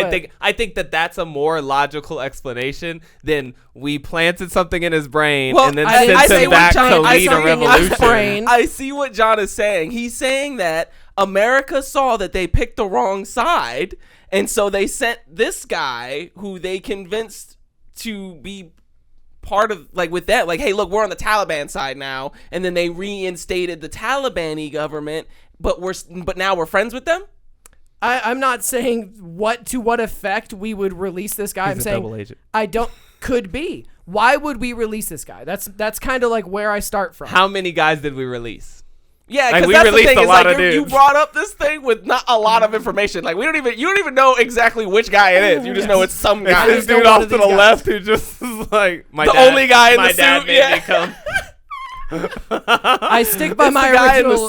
Stick by my original statement. Though one of those guys that was sitting in Guantanamo for an extended period. I feel what you're saying. You're giving us very little information. Well, I think it lends to a big point though, which is the fact that we didn't really accomplish anything, right? Like, no, the Taliban just been sitting there, just like, hey, they gotta leave sometime. They're gonna go sometime, and when they leave, we go back. Yeah, we gonna be back. We'll be back. I'll sit in this prison for now, but we'll be back. Would you believe that we left an American prisoner under their control in Afghanistan?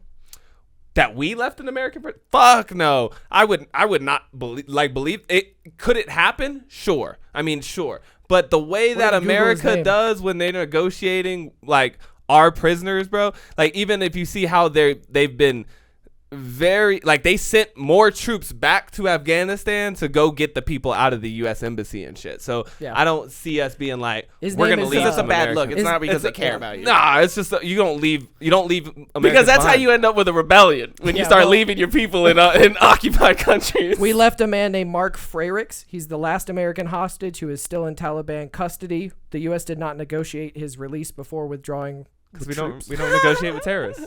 Because we don't negotiate with terrorists. So I thought that was when I saw that I took a screenshot because I saw it on Twitter. His sister was making a statement and being like, "Yo, my brother's still over there," and people were signal boosting that. And I was like, "Damn, we left somebody behind. We traded so much to get Bo Bergdahl back. Are we sure?" I was gonna say, are we sure he wants to come home? Maybe he's a double agent. You know what I'm saying? Like, maybe he's decided to join the whole side. I mean, that was the whole argument against Bo Bergdahl. He was like, his dad learned Pashto, and they were, So, I don't know, but whatever. I mean, the point is, I think these motherfuckers been sitting there big chilling, waiting to get back in here. Yeah. I do feel this is where I'm at with this whole thing, with the whole thing about, like, what we did and everything.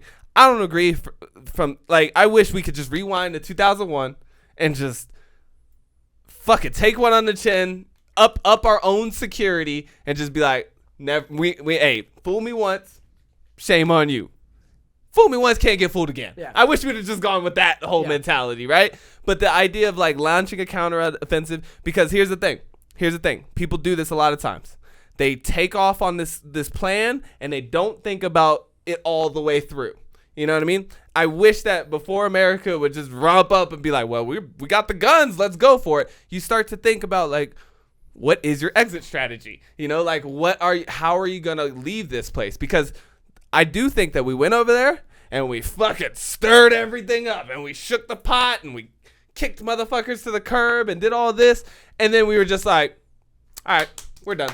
And then we just left and we just decided, all right, we got what we wanted. We got our heroin. We did it. We ran it for as long as we could. The public dissent's grown too great.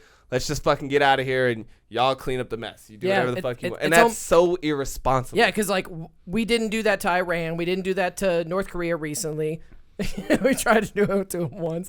But the idea being that, like, what makes Afghanistan so different? Mm-hmm. Like, why out of all these other countries is that the one that we decided, well, you know, we're going to go in there for 20 years and fight a never-ending war? Right. Well, I think that it all comes down to saving face. Like, again, like it comes down to the decisions. You have to deal with the decisions that were made that justified this whole thing. So if you go into a country and you remove its government because you need legality to search for this guy that you're trying to kill, then, like you said, it looks bad if when you kill the guy, you just leave and the government's not operating. So then you're like, fuck, we don't really You know, maybe maybe they didn't really want the government there. They just had to put in a government that said that it was okay for them to be there to kill Osama bin Laden. Well, if that's the case, then you have to save face on the back end and be like, all right, well, now we got this fucking government in here, and if we just leave now, everybody's going to look at us like, well, you guys fucked up that whole region just to kill that one guy. And it's like, yeah, we did.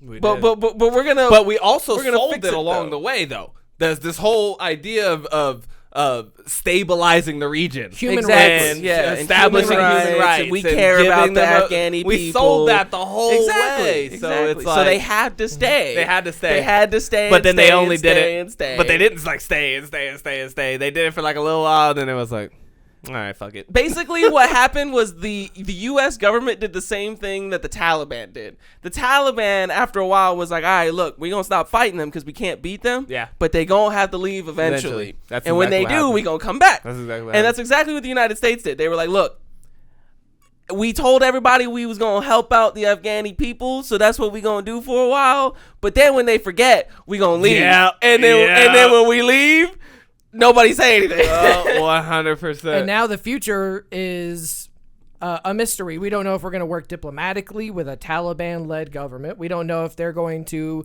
harbor terrorism again and have another major attack.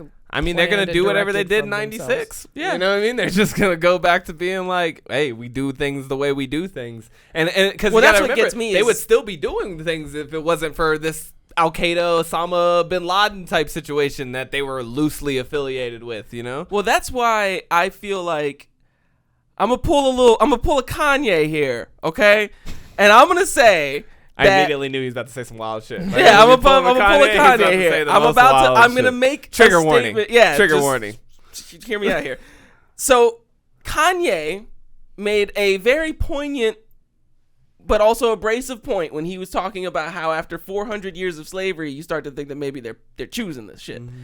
And it's a choice of omission in this, like a sin of omission where it's not where you do something and that's bad, but when you don't do something. Like, and you don't want it, but you don't fight it. But you don't fight it, exactly. And so that's what I'm saying is that what's going on in Afghanistan, which is why I was saying, like, clearly the Afghani people who want something enough to do something about it are the Taliban. Because when the Soviet Union came in, the Taliban was like, nah, fuck that.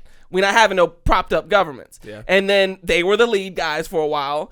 And then, I mean, the other side lost their civil war. Yep. So they were the lead guys. And then we came in and they were like, nah, we're not doing this propped up government shit. Yep. It's Taliban, dog. Yep. And so whether or not it's a small subsection or the majority, the only people willing to fight for their own government are the Taliban. That's a very good. Those are the only people doing anything about it. So that's why I say they're choosing it. Because if the other, when some other government came to us, we were like, nah, fuck that. And we fought them. And so that's what I'm saying is, like, if you don't fight, then you have to be choosing it by default.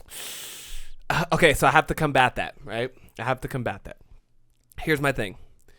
There's something to be said for the guy who like in Starship Troopers, you know, at the end when he's in the tunnel and he's just like, get some, you want some, and he fights all the way down to the death of it, right? But I also don't judge or criticize the guy who's surrounded by 50 soldiers with guns at his face and he like puts his hands up. No, right? Like, what's the point? Like, what's those the point female judges? You know, these people to fight that. Like, they're not going to take up arms. Right. They're going to have to submit to whatever is presented. You know what I to mean? them. Like, I understand, like, in the sense of like, because I think about that with the slavery type situation, right? And they're like, well, why didn't you just fight and do what?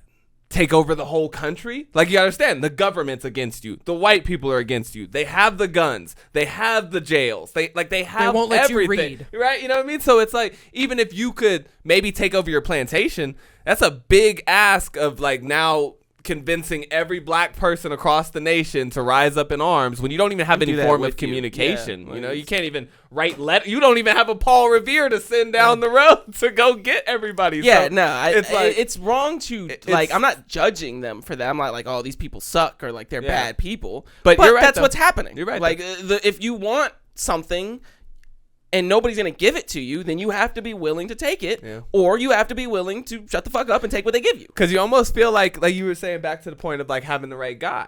Like, Because I tell you what, me and you have talked about this a lot. And, like, I had a lot of respect when I learned about Epictetus, who was a Stoic philosopher who was a slave.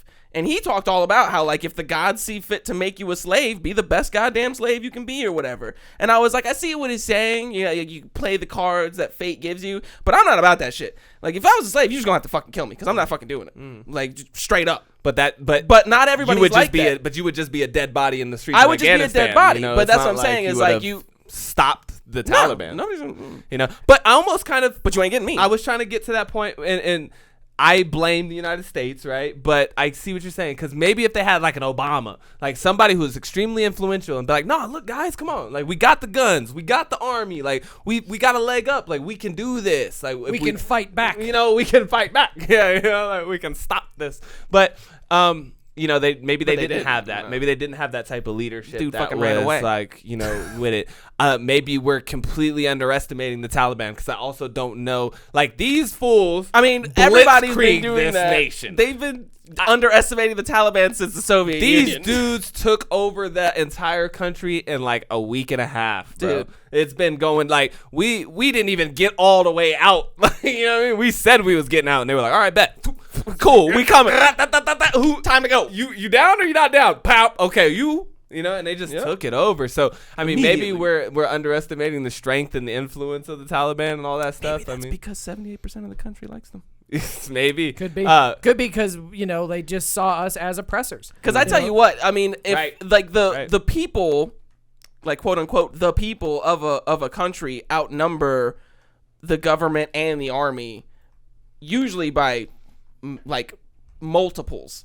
So, and we've seen it. I mean, when people don't like their government, fuck your army. We coming at you with pitchforks and shit. Like, we just gonna overrun you with numbers in the streets. Like, I mean, and that's happened so many times in so many different revolutions. So it's like, if that's what I'm saying is like, it's not like impossible for the Afghani people to have whatever it is that they want. But they just have to go out and they have to fight for it. And the only people I see fighting for anything right now is the Taliban. Resources are a thing too. You know, you gotta have the resources to fight the fight. You know. Well, I mean, speaking of, I just talked about how people overran their government with pitchforks. Yeah. But if you look at some of these examples, like where a government has like a big army in control and people try to rise up, they just kill them. A lot of times, just get wiped. Like, you know, we I'm saw not saying that it always works. Yeah, we saw that during the Arab Spring in Egypt. We saw that Tiananmen Square with China, where it's like, I'm gonna protest my government. The government's like, to fuck you up. We gonna run your ass over as well. Oh, word? Oh, word? We got these tanks, dog. But imagine if that was everybody in China though, like, and not just a couple thousand people in Tiananmen Square. But that, like you were saying, they don't have that. Like, because they did that shit in France. I really don't look at it. They chopped everybody's heads off. I really don't look at it. Like, if I think about often, like, okay, if America got overran, are you fighting? Overran? Like, you if mean America like a rebellion or invaded? As America was invaded, somebody else came and instituted a new government regime. I mean, I'm talking like the White House got a flag from somebody else flying over top of it. There is soldiers walking the streets, like roaming through your shit, right? Are you fighting or are you like... What kind of system of government are they bringing? Well, yeah, are they bringing Sharia law? Because if I can't smoke weed, it's not nice. Or drink alcohol, it's not nice. It's not what you. It's not. Yeah, it's not. I can't have free speech. It's not things nice. like that. Then it's not nice.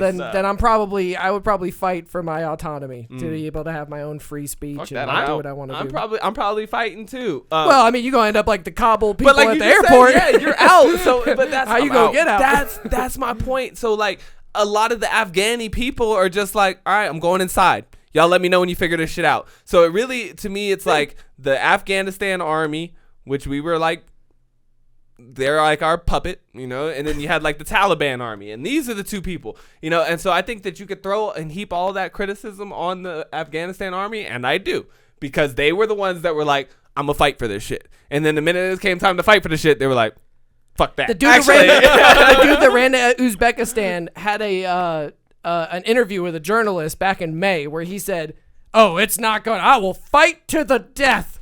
It will not fall on my life." Yes, he said. He said, "I will fight for my life or to the death type shit."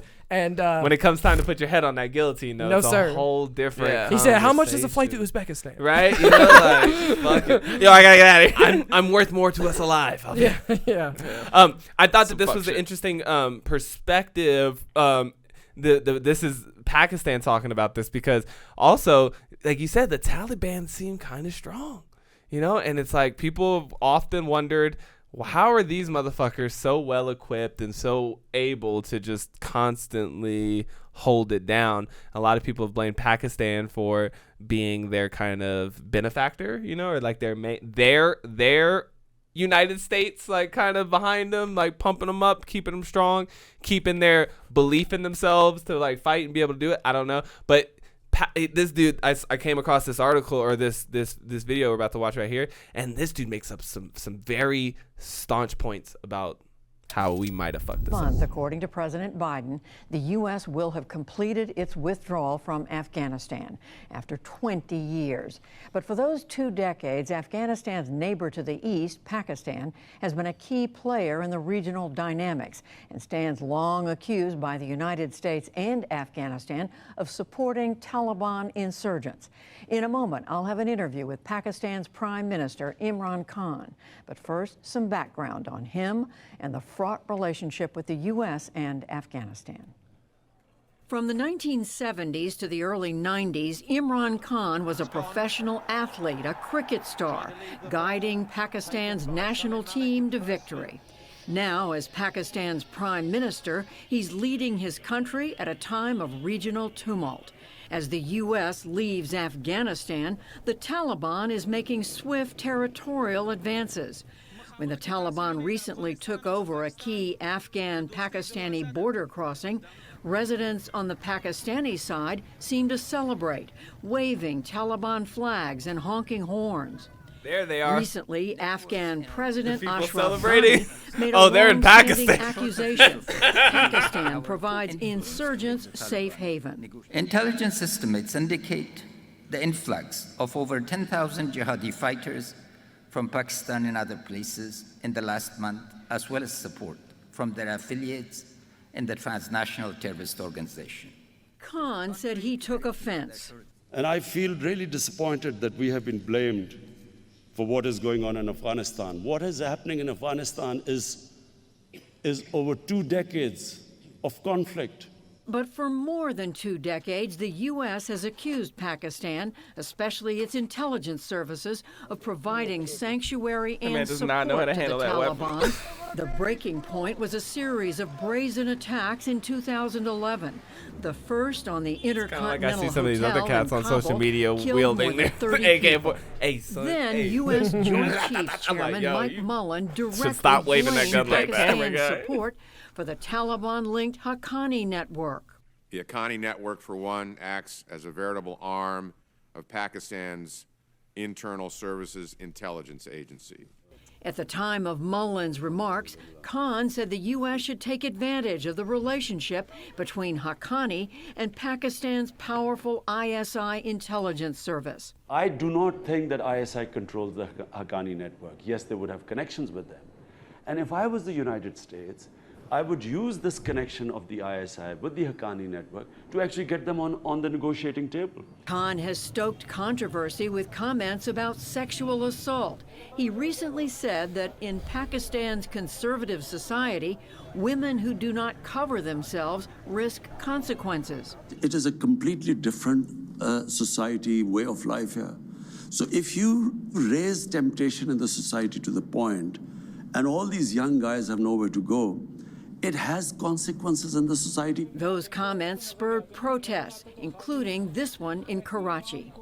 We do not accept these kind of theories that because of us and the way we dress, there is immorality, that there is rape. This is totally unacceptable. Now to my interview with Prime Minister Khan. He was in Islamabad, Pakistan's capital, when we spoke this morning. Prime Minister Khan, thank you very much for joining us. Let me start by asking you your assessment of the situation in Afghanistan right now with U.S. troops almost completely out after 20 years. Well, Judy, I think the US has really messed it up in Afghanistan. You see, first of all, they tried to look for a military solution in Afghanistan when there never was one. And people like me who kept saying that there's no military solution, who know the history of Afghanistan, people like me were called anti-American. I was called Taliban Khan.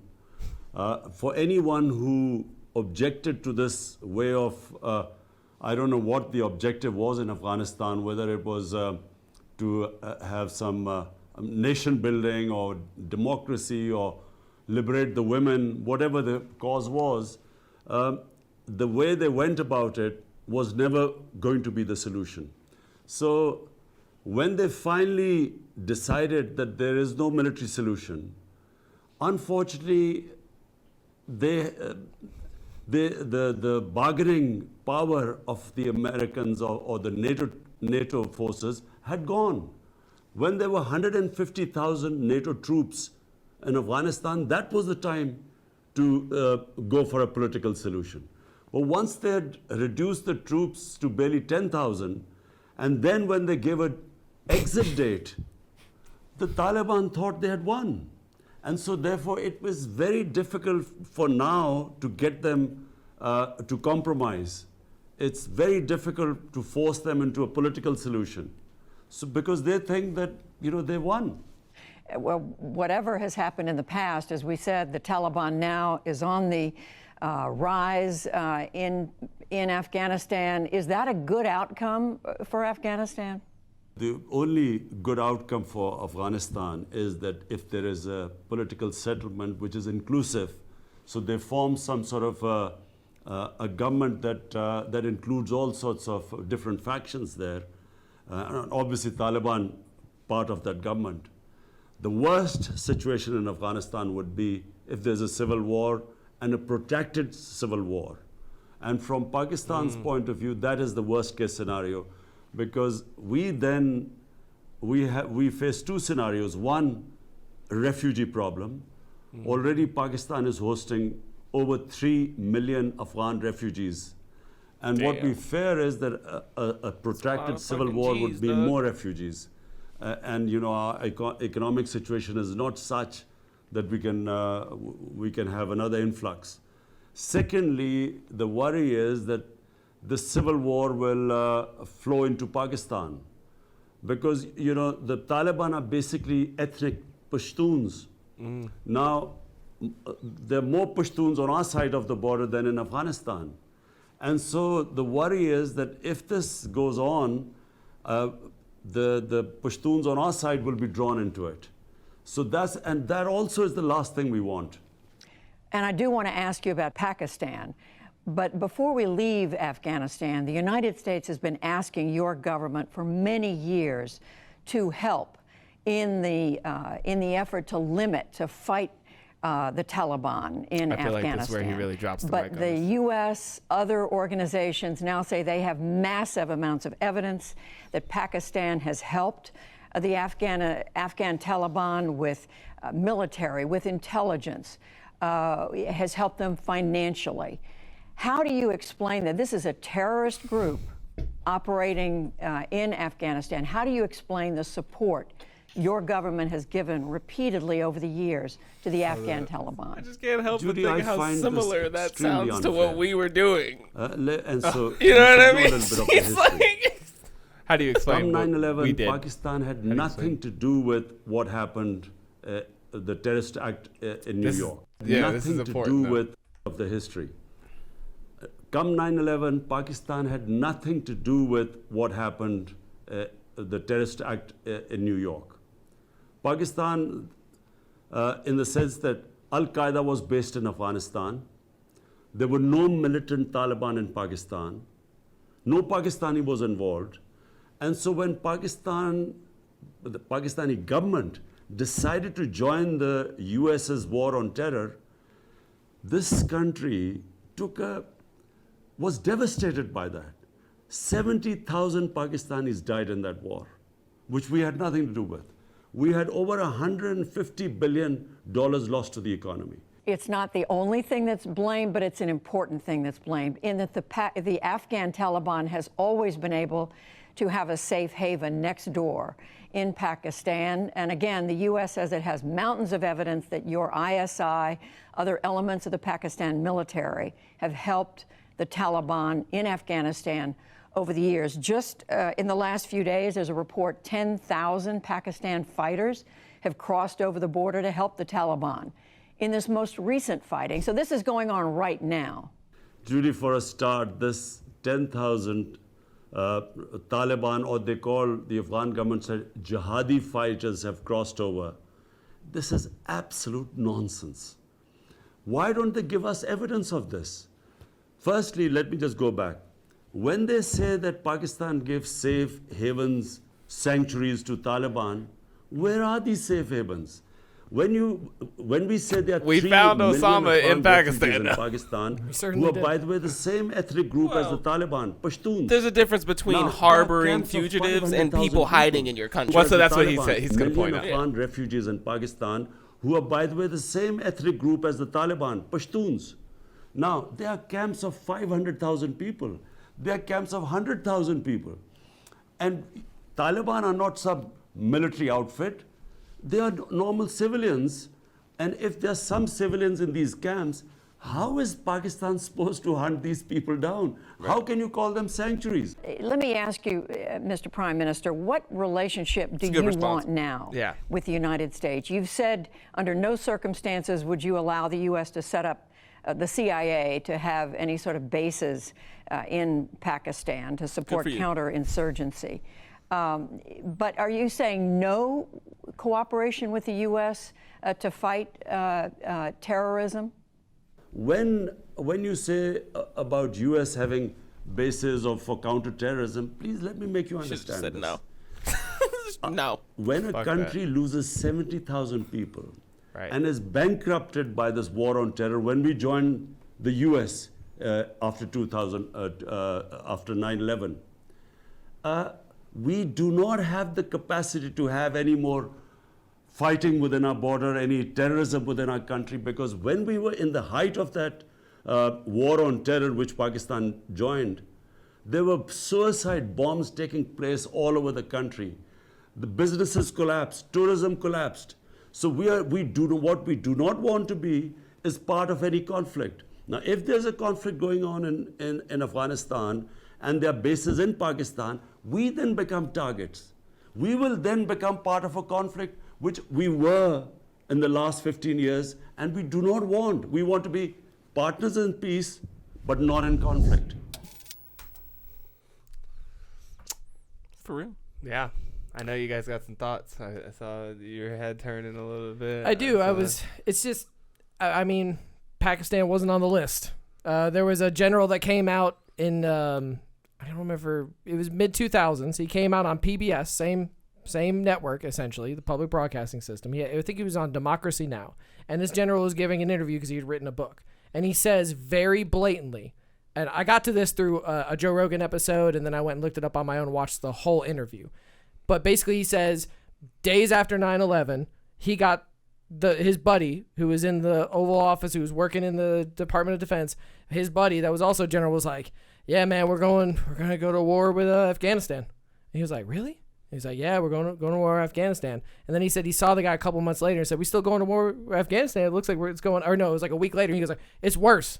He said, now we have 7 countries laid out over the next 10 years. Mm-hmm. And this general tells this man, bing, bing, bing, bing, bing, bing, bing. It goes Afghanistan, Iraq, then we're going to go here, here, here, here, here, and here. I remember this. And that list has come true. So Pakistan wasn't on the list. Nope.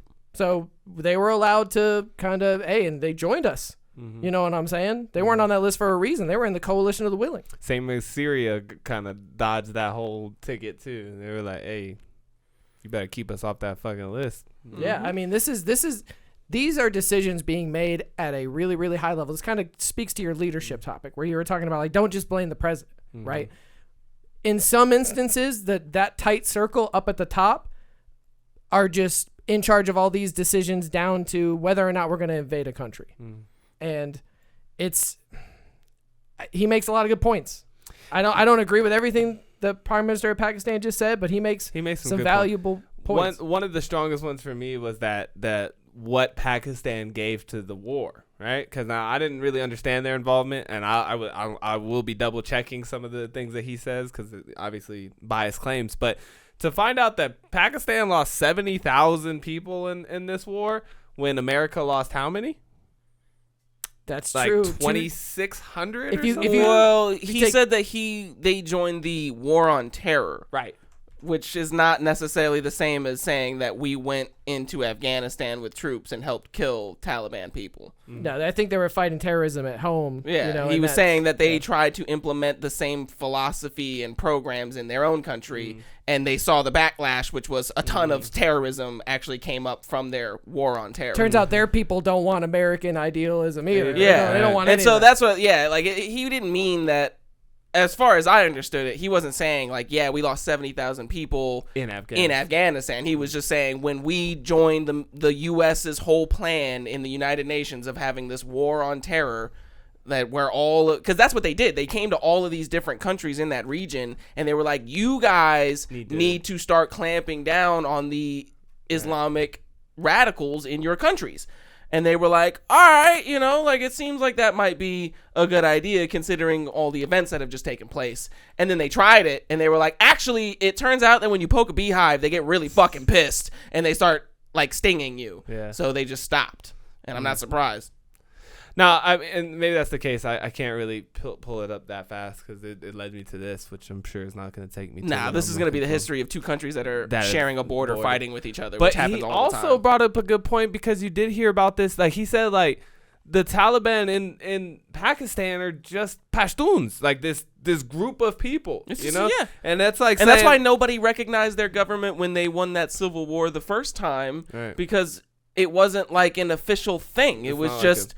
Your group of civilians killed the rest of the other group of civilians. Right. And so it's the same thing that was happening in Iraq before we got there, which was the Sunnis and the Shiites. Yeah, and so like it's the same thing. It's the same thing. You just have these clans, these tribes of people that are different ethnically, and they're fighting for control over the regions that they live in. Yeah. Final takeaways? Yeah. I think that we're seeing like our Vietnam finally come to an end. A lot of people made that and I'm not trying to jump on the whole bandwagon of like showing the two pictures that are similar, but it does look like feels the same. Yeah, us pulling out, and we've done this before. We did this in Korea in the Korean War. We hey, everybody get on the boat. We out. Yeah. This is sad to see. But at the same time, like we had to move on in some way. We couldn't just, like you were talking about, like how long would it have taken, even with all the right 10 guys in place, how long before we can completely eradicate the way of life that these people seem to want and instill our own version of what we think the way of life should be. Now, my big takeaway is that it's a loss for human rights, 100%. Because there are free women or women that were free in Afghanistan. Yep. They were able to get an education. They were able to, not fully cover their bodies in public. It was like, this was a win for human rights, even though it was a loss on many other categories, the war in Afghanistan. And that's the part that kind of sticks with me is it's sad to see, because I know there's probably some amount of female civilians in Afghanistan that want to live under Sharia law. I'm sure there's some. That are that devoutly religious. Oh, yeah, that believe in it and stuff too. But there's children who don't know any different way who are now never going to get an education. They're going to be literally sold away to marriage at the age of 15. Like, there's going to be things happening there that we would never allow in America, and we can't go save the day. Can't white knight this situation. The big takeaway here is it's a loss overall for a lot of people. Everybody involved, honestly. That's where I'm at with it too. I think that now we have proven what I've been trying to shout for a long time. Not that we proved me right, but I'm just like, you can't fight terrorism. It's the same thing the dude with Pakistan was saying, dude. You cannot fight an idea. These guys didn't go nowhere. Like you said, you didn't beat these fools. That dude went to Guantanamo Bay for a decade and came right back. Was like, I'm just as terrorist as I ever was, bitch. Like, fuck off. You know, like, I'm still gonna do. You know, and same thing like the Pakistani dude. The prime minister said, he said, "What do you want me to do?" You know, like these are civilian people. Like it's not like an army. It's not like some type of like concrete organization that has a flag and a symbol and I can go after them and say those guys right there. Like, you know, if they're hiding in some homie's house, like I'm supposed to just go street for street, you know, like with a questionnaire. You know, but that's what America tried to do. That's what we literally tried to do. Like you said, we was going to hop from country to country to country and be like, come here, show me your terrorist. Show me your democracy. Well, that's what they did in Japan with Christians for a religious thing. They would have these checkpoints on major traveling routes, and they would set up like pictures of the Virgin Mary and pictures of Jesus, and they would put them on the ground, and you had to, every single person that came through the checkpoint had to step on these pictures to prove that they weren't Christians. Bam. And if you wouldn't do it, they fucking killed you. Yeah. So like people, this happens everywhere, and we're just, I think that it's like, this so much reminds me of like the unfortunate occurrence of like the whole like social justice warrior people happen to be upper middle class white people complaining about the plights of all these other groups of people. And it's like, I feel like we're doing that on a nation scale right now. Like that region is still in the tribal warfare feudalism time, unfortunately. It's not at the we have governments and we're going to fight this out politically level yet. And so, like, we all look at it as, like, a blight on the global scene that, you know, oh, like, Europe and America can have all this amazing stuff and all this political crap, but the Middle East is stuck in tribal war, and we can't save them. And so, like, it feels bad. Like, we feel bad for them. Like you said, it's like a human right loss and everything. But like you said, also, you can't go in there and just fix that. Like that kind of has to run its course, unfortunately. You can sell Saudi Arabia billions and billions and billions of dollars worth of weaponry and tell them that they can handle the security. Right. But it has to be done covertly, but from the inside, right? Like you said, it really starts from the end. Like if the Afghanistan military and police force had really believed in it, then they could have maybe instituted that shit. But the idea that we're gonna go over there and be like, this is the way you need to do it, it just doesn't really. And there's no other Middle Eastern country that could have like taken over control to help out. Saudi Arabia is not going to send an army in there to instill a democratic government. I don't even think they have the interest, like you said, like they're a democratic government. Well, I think that's the that'd be hilarious. Right. I think that's kind of the whole point, though, is that sometimes, and this is true in individuals' lives, you can't help somebody that isn't willing to do the work themselves.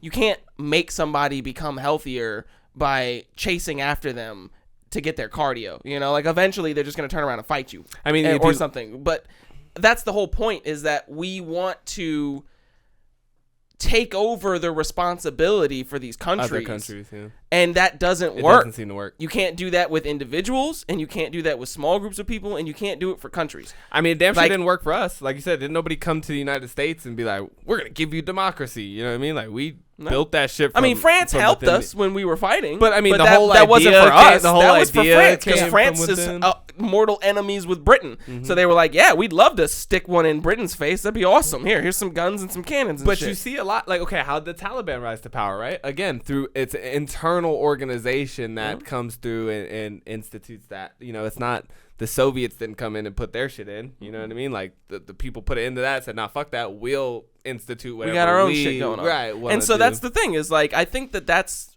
a problem that I see with a lot of people. A lot of people deal with like the issue of having to watch people make what they would consider bad decisions for themselves. And it's like, what are you going to do about it? Like, if you really believe in the idea of freedom, then you have to believe in the idea that those people over there in a different country are free to live a lifestyle that maybe doesn't mean what you think of when you say freedom. Maybe.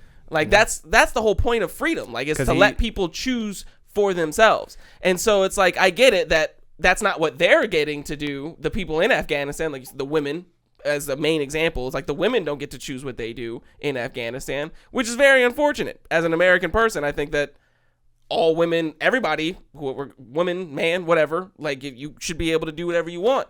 But I also apply that to other countries and groups of people too. Like if a group of people want to do shit that I don't agree with, I can't be like, well, you can't do that because other groups of people don't want to do that. But what if they're oppressing other people though? Like, or what if they are responsible for blowing up 2 towers or 3 buildings total? But that was our whole point in the beginning. That's what George Bush said. He was just like, well, we got to go after them. I mean, they attacked us. Like it's a us or them type of mentality of like they are a threat to us, so we have to go to war with terror, which was the dumbest idea ever. It's like the war on drugs. You can't win a war on ideology or thoughts. Yeah. Like, and you can't force people into having humanitarian activism.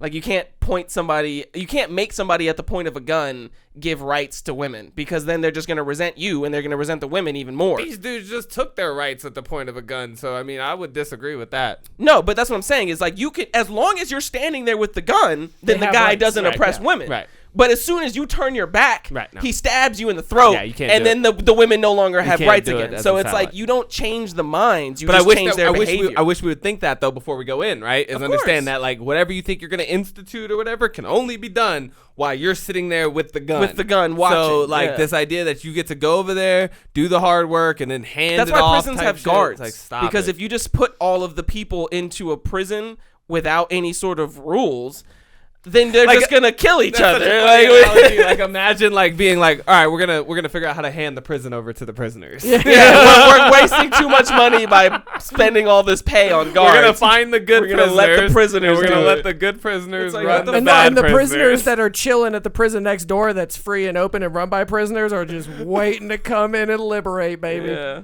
So that's not. I got to throw this one real quick, just quick fire, really here. Is this Biden's fault? Because that's the narrative that I've seen running around town is that, like they said, Biden is abandoning Afghanistan and their people, and all this is getting, and it kind of leads me to my next point. So that's just what, but like, I mean, is this Biden's fault? They are all to blame. All the presidents? All the people in the decision-making process, Congress for recertifying these wars, like. But they never did. Well, no, they could have at any time voted about the certification and said, you know, Congress could have stepped up and decertified this and gotten us out of either one of these, like, or said that they were illegal. Essentially, you know, they're the judicial, like, they could have gone to the courts. I'm saying, I was like, they couldn't have done any of that. That would have to be the Supreme Court to come in and say that this is an illegal war, because Congress only says if you go to war or not. It doesn't say whether the war is legal. If Congress says you can go to war, then it's legal. But also the Supreme Court can come in and be like, actually, we disagree with them, and it's not. But I don't think that that's like carte blanche, like, oh, well, Congress said I could do it in 1979, so we're still at war in 2025. Like he said, but that's what I'm saying. He said that they washed their hands of the whole situation. They basically pulled the same shit that they just did with this whole eviction moratorium. Everybody was trying to pass the buck to somebody else. Like they were like, oh, it's the CDC's got to do it. And the CDC was like, well, we don't have the legal authority. It's got to be Congress, or it's got to be the president. And the president was like, it's got to be Congress. I can't do it. My whole point and Congress was like, we're not going to do it. Fuck you. Yeah, my whole point is that they could have affected change in some way. Congress could have stepped in. No, they could have done something. That's what I'm saying. So Congress, by not stepping in, by omission, did nothing to help this situation out. They are just as culpable as the other branches of government, including the president. I think it was a mistake to go after Osama Bin Laden in the first place. Like you said, like Hammurabi's law, an eye for an eye, and everybody's fucking blind. So, like you said, I think that we should have looked into, okay, let's make sure that this doesn't happen again. Let's make sure we catch these motherfuckers. Not let's go fuck up an entire region because we got to kill some guys. Yeah. So you don't think it's Biden's fault, or you do? No. Oh. I think it's all there, and I'm saying it's like the authorization. This came up and had to get recertified. So there was votes in Congress to recertify the authorization for use of military force, which is what got them into Afghanistan. Mm-hmm. So during that time, they could have said, no, we do not certify this anymore. And they all would have lost their seats in the next election. But it doesn't actually show that, though, because it just keep going down, and it says the congressional votes. Keep going down. That's the text. There's congressional votes. it was all done in 2001, but it doesn't really show when it came back into. Like, some people had started to like question whether or not it was like getting used properly and whatnot. But it seems like one of those things that got put, because I was looking over here on the right at the legislative history, and it just shows that it was introduced, passed, signed, and never spoke about again. Well, they cited it multiple times. See, 06, 07, 2012 under United States Supreme Court cases. So that's our judicial branch reviewing it. So, I mean, there's just tons of different ways that you could have brought this in front of the people again. Definitely blame Congress, too, though. Like you said, like, right? Like, you know, like they could have, at any time, they could have independently stepped up and just been like, hey, we want to vote on putting an end to this shit. Because Congress can enact things forward, too, without... Joint Chiefs of Staff could have come to the president and said, sir, it's time to get out of Afghanistan. Right? I mean, there's so many people in power that could have... essentially said, and they like, did. Like, we got to admit too, right? Like, the actual first negotiation for the complete withdrawal of troops was done by Trump. It wasn't even done by Biden.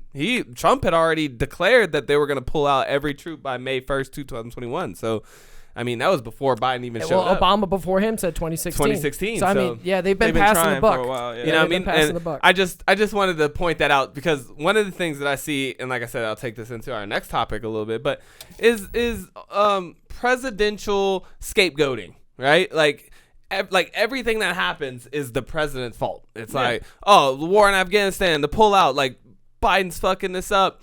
And it's like, when I look at a government, right? Like you said, like, do you think it would really be, you think a president sitting in their office and they're just like, I don't know, reading some papers or watching the news, and they're like, oh, some shit's really popping off in Lebanon. You know, let me get all my top advisors together. Hey, we need to take care of this situation in Lebanon. This motherfucker don't know what the fuck's going on in Lebanon. He don't know what the fuck's going on with this and with that arm of the government and this war and that war and this economic crisis. Like, how could one person be on top of all of these different things, right?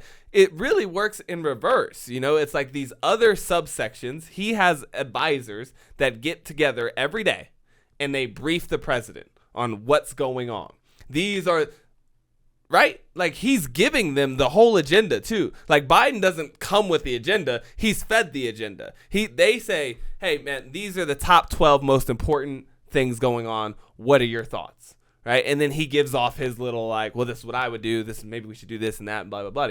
But, I mean, this motherfucker, if it doesn't even get brought to the table, he might not even know what's fucking going on, you know? And so I don't understand why we always, you know, reach to the president. One of the other things I've been seeing a lot lately is gas prices. Y'all see gas prices? I mean, you had to have seen gas prices. Yep. It's fucking wild out there, dude. I think California is at like 5 something. Mm-hmm. I paid $4.55 for 87 in on like Melrose or something. Yeah. This past week. I don't even know how you can afford that. I don't even know how people can afford $4.55. Yeah, like $50-$60 to fill up a Kia. Dude, damn. Like you said, like you could even have a real small car and it was $50. It's Jimmy Carter all over. I tried to throw 20 in the car the other day, and I was like, oh shit, like that shit got me like this much. I was like, damn, I used to remember 20 could get you the tank, you know. And so it's wild out here, and that led me into like this idea of like, why is it getting wild? Because of course, you know, mostly Republicans, right? It's always the opposite side of the guy who loves to throw it at the president so they can, you know, start building up their shit list for when it comes time to get reelected. You bet. Remember when he fucked up the gas shit though, and he fucked up this and that, so we should be the guys. But a lot of finger pointing has been getting put at Biden, and I've been trying to figure out how much of this is actually has anything to do with Biden, you know? Well, gas prices. Like, there's so many other variables that, like, there's certain things that the president does, and I think that might be why that he gets blamed for most of the stuff. Is that, one, you need somebody to blame, and the president's like the figurehead of the government. You don't see all those other people. Yeah, you don't know, you know, like the Joint Chiefs of Staff and shit like that. Like, you know, unless you're like a political scientist major, you don't even know. OPEC. Yeah, so that's what happened. Like, you know, that's why same thing happens with the big tech companies. You know, you drag Zuckerberg in there to answer for what some fucking person did in the middle of Sacramento or some shit like that. Like, you need somebody to talk to. Yeah. But that's the whole idea of having a leader is that it's the guy that you talk to. So that's why he gets blamed, because you're the guy that everybody looks to say, are we doing this? Yeah. And I think that that's probably why the president gets the blame, because although he doesn't come up with all the ideas for like the big shit, he does have to sign off. He signs off on it. He has to say, yes, do that, or no, I think that's a bad idea. That. So like,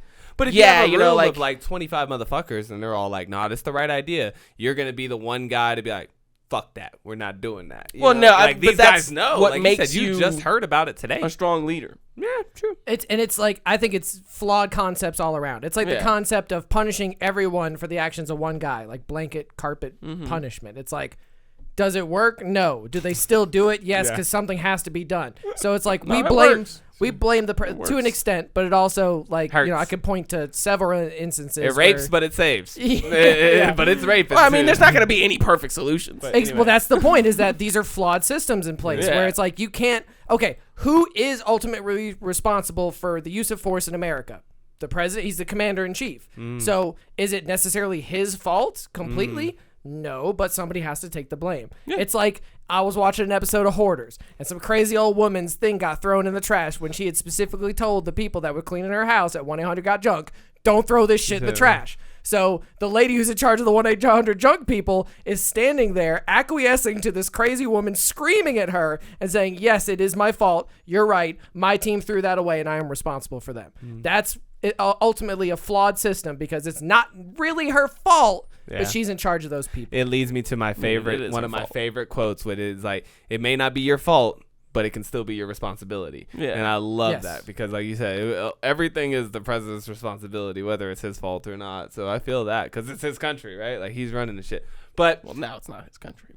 But I just push back on that. It's not the president's country. No? No. I mean, what? That's the whole point. I mean, you gave it to him, though. I mean, it's his military. Like, you gave it to him. Like, sure, like, it's his now, but you gave it to him. So, I mean, whatever. He's just holding on to it. He's borrowing it for the next 4 years, though, for sure. Nah, this motherfucker's not going to make it 4 years. He's currently in charge.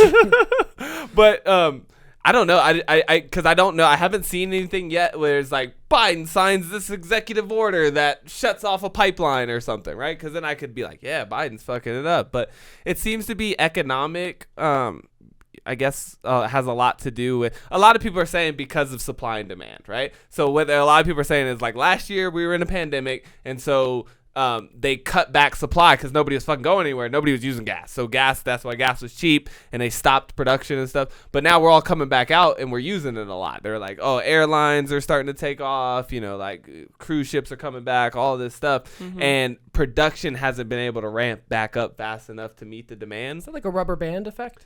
Sort of, yeah. I mean, it's kind of like that. They even actually, there's so many other things that go into it. That you called it that. I was watching this other thing where somebody called it the rocket and feather effect, right? So it's like where prices tend to rocket up, but then they feather back down, right? And that's very fascinating. So, I mean, not necessarily the rubber band effect, but it was interesting that it had a cool name, like the rocket and feather effect, Like, I'm even more interested now that you bring up the Biden thing. I'm just super interested in what he said today. Oh, like, yeah. We definitely got to get into that. That really like is kind of like in the back of my head. It's like, did he take responsibility? Because the White House was saying last night, because they wanted Kamala Harris to come out. Yeah. This is per anonymous inside White House sources being reported on Twitter by blue checkmark. So take it with some grain of salt. Sure. But they were saying that there was some animosity between Kamala Harris's aides and the president's aides because they were like, yo, Kamala, go out there and do a press conference about this Afghanistan shit. And she said, I'm focusing on Haiti. That's my cause right now. I'm working with these people. I'm working with the Haiti thing. What's Biden doing? What happened in Haiti? Massive super earthquake. Oh, that's where the earthquake was. Yeah, I heard that there was people dead. 7.2. Yeah, so she's focusing on that. Like a lot of Democratic politicians have in the past. They love Haiti. Somebody's got to. Watch out for Wyclef John. He's going to come down there. You better watch out for Hillary Clinton's homies taking some orphans over the border. Yeah. Anyways, to focus here, the Kamala Harris's aides were getting into it with the president's aides because they were like, yo, the president had a really tough day. He had a lot of intelligence that was conflicting. It confused him. He went to bed early. And that's just like legit sources coming out of the White House. They said he was in Camp David. Yeah, I saw that on CNN earlier in the day that he was chilling at Camp David that day. So now I'm interested because he just came out at 5 p.m. Eastern Finally time almost, and like he came out, and that's prime time. Yeah. So this man was probably sitting. I bet you my mom was watching. You know what I'm saying? I mean, it went down right now while we were doing the while we were recording is why we didn't jump on it. But the idea being that like I'm just interested at where he laid the responsibility and the blame, because he ultimately is the president. So I would hope, that he would just come out and be like, yo, I take responsibility. This is a bad decision. Let's see what he said. Let's report in real time. Yeah, okay. They always got to have a 30-minute pre-game. Oh, yeah. It's just like pre-game. Fucking sports, It's like you got to listen to the pundits pre-game and massage your brain into the ideas that you should have before he comes out and does the talk. Good afternoon. Oh, nice. Perfect. I want to speak today to the unfolding situation in Afghanistan, the developments that have taken place in the last week, and the steps we're taking to address the rapidly evolving events. My national security team and I have been closely monitoring the situation on the ground in Afghanistan and moving quickly to execute the plans we had put in place to respond to every constituency, including contingency, including the rapid collapse we're seeing now. I'll speak more in a moment about the specific steps we're taking, but I want to remind everyone how we got here and what America's interests are in Afghanistan. We went to Afghanistan almost 20 years ago with clear goals. Get those who attacked us on September 11th, 2001, and make sure Al-Qaeda could not use Afghanistan as a base from which to attack us again. We did that. We severely degraded Al-Qaeda in Afghanistan. We never gave up the hunt for Osama Bin Laden, and we got him. That was a decade ago. Our mission in Afghanistan was never supposed to have been nation building. It was never supposed to be creating a unified, centralized democracy. Our only vital national interest in Afghanistan remains today what it has always been: preventing a terrorist attack on America's homeland. I've argued for many years that our mission should be narrowly focused on counterterrorism, not counterinsurgency or nation building. That's why I opposed the surge when it was proposed in 2009 when I was vice president. And that's why, as president, I'm adamant that we focus on the threats we face today in 2021, not yesterday's threats. Today, the terrorist threat has metastasized well beyond Afghanistan.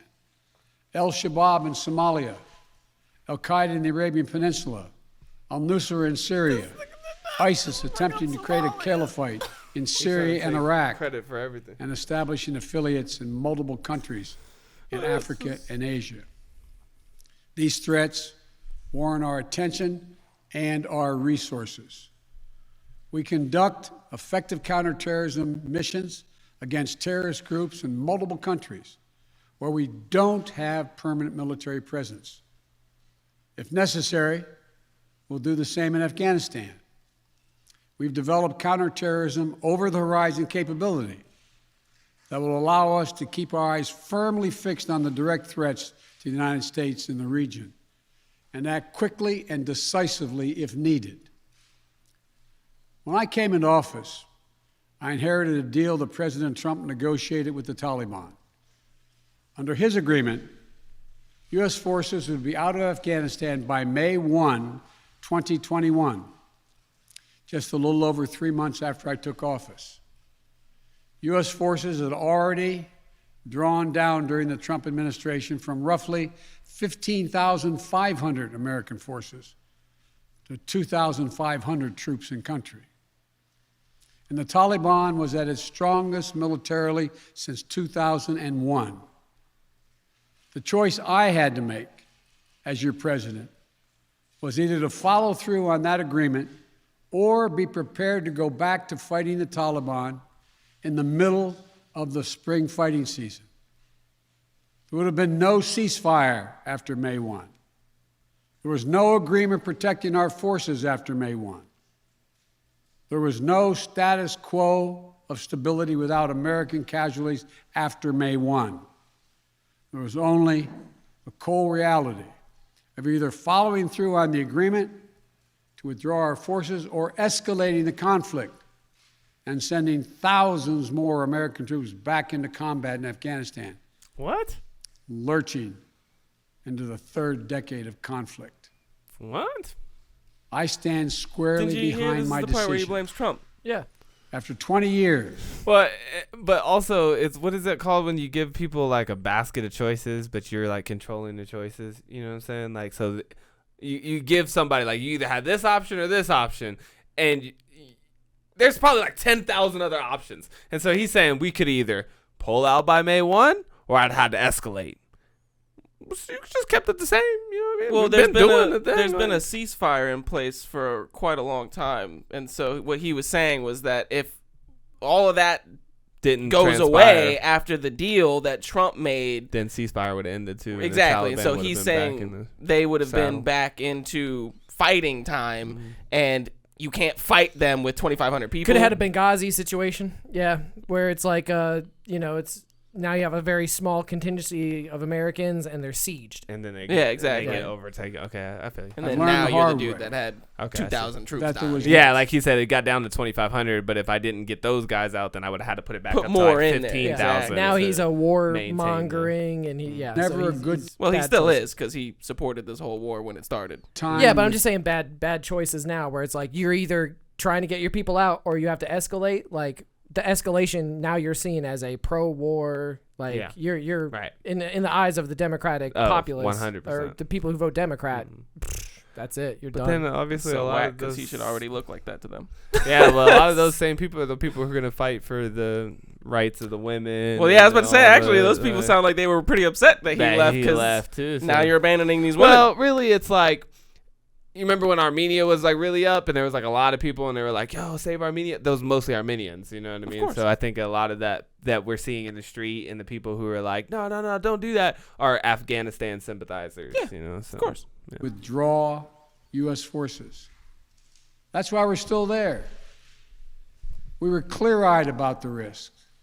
We planned for every contingency, but I always promised the American people that I would be straight with you. The truth is, this did unfold more quickly than we had anticipated. Right. So what's happened? Afghanistan political leaders gave up and fled the country. The Afghan military collapsed, sometime without trying to fight. If anything, the developments of the past week reinforced that ending U.S. military involvement in Afghanistan now was the right decision. American troops cannot and should not be fighting in a war and dying in a war that Afghan forces are not willing to fight for themselves. We spent over $1 trillion. We trained and equipped an Afghan military force with some 300,000 strong, incredibly well equipped. That was y'all's idea. A force larger in size than the militaries of many of our NATO allies. Like, stop acting like you're saving us from that. You made the mess. They could need. We paid their salaries, provided for the maintenance of their Air Force. That's true. Something the Taliban doesn't have. Taliban does not have an Air Force. We provided close air support. We gave them every chance to determine their own future. We could not provide them was the will to fight for that future. There's some very brave and capable Afghan special forces units and soldiers. But if Afghanistan is unable to mount any real resistance to the Taliban now, there is no chance that 1 year, 1 more year, 5 more years, or 20 more years of U.S. military boots on the ground would have made any difference. Here's what I believe to my core. It is wrong to order American troops to step up when Afghanistan's own armed forces would not. The political leaders of Afghanistan were unable to come together for the good of their people, unable to negotiate for the future of their country when the chips were down. they would never have done so while U.S. troops remained in Afghanistan, bearing the brunt of the fighting for them. More of this? Hey, bring the boys home. Yeah. Bring them all home, bro. I mean, he's saying pretty much everything we said in our podcast. Yeah, I mean, it's isolate. It's like it has a little bit of a flavor of like the old classic isolationism of like let the world fight its wars and let's focus on America. And I think that a lot of Americans, that resonates with them now because we're in a pandemic. We've had all these blows to our economy, the unemployment rates. So yeah, why are we paying the Afghan military salary? Nah, I agree. You know what I'm saying? But we were isolationists the whole time we became the most prosperous country in the world. Like that was the whole shtick, was like, we done fighting with y'all about all this dumb bullshit. Like we doing our own thing over here. Then why right up until fucking World War I and II, where they were like, please, for the love of God, save us. But see, that's where I get so fucked up about this whole shit. Even him right now trying to act like we spent $1 trillion. We tried so hard. Like, that was your fucking idea. You know what I'm saying? Like, y'all wanted that. If you're gonna be isolationist, then that means you isolate. Then your response to an attack is to beef up your defenses, but not to go on a counter offensive. So I'm with everything. Like where we're at now, he's right. You just gotta cut your losses. That's what the America's essentially saying. Hey, we're cutting our losses here. Like this is just, we're gonna be done with it here. Like for better or worse, whatever, we're done. Right? Which I get. Sometimes you just gotta walk the fuck away and be like, all right, I'm not fighting with you anymore. Okay, fuck it. But also hate that. I hate when people cause their own mess and then are unwilling to sit there and clean up the mess that they fucking made. You know what I mean? You made the mess. You don't get to just be like, hey, they didn't want it. Like, fuck that, bitch. They were. Then why'd you go over there? That's the Jurassic Park line right there, where he's like, I do not ask that you know.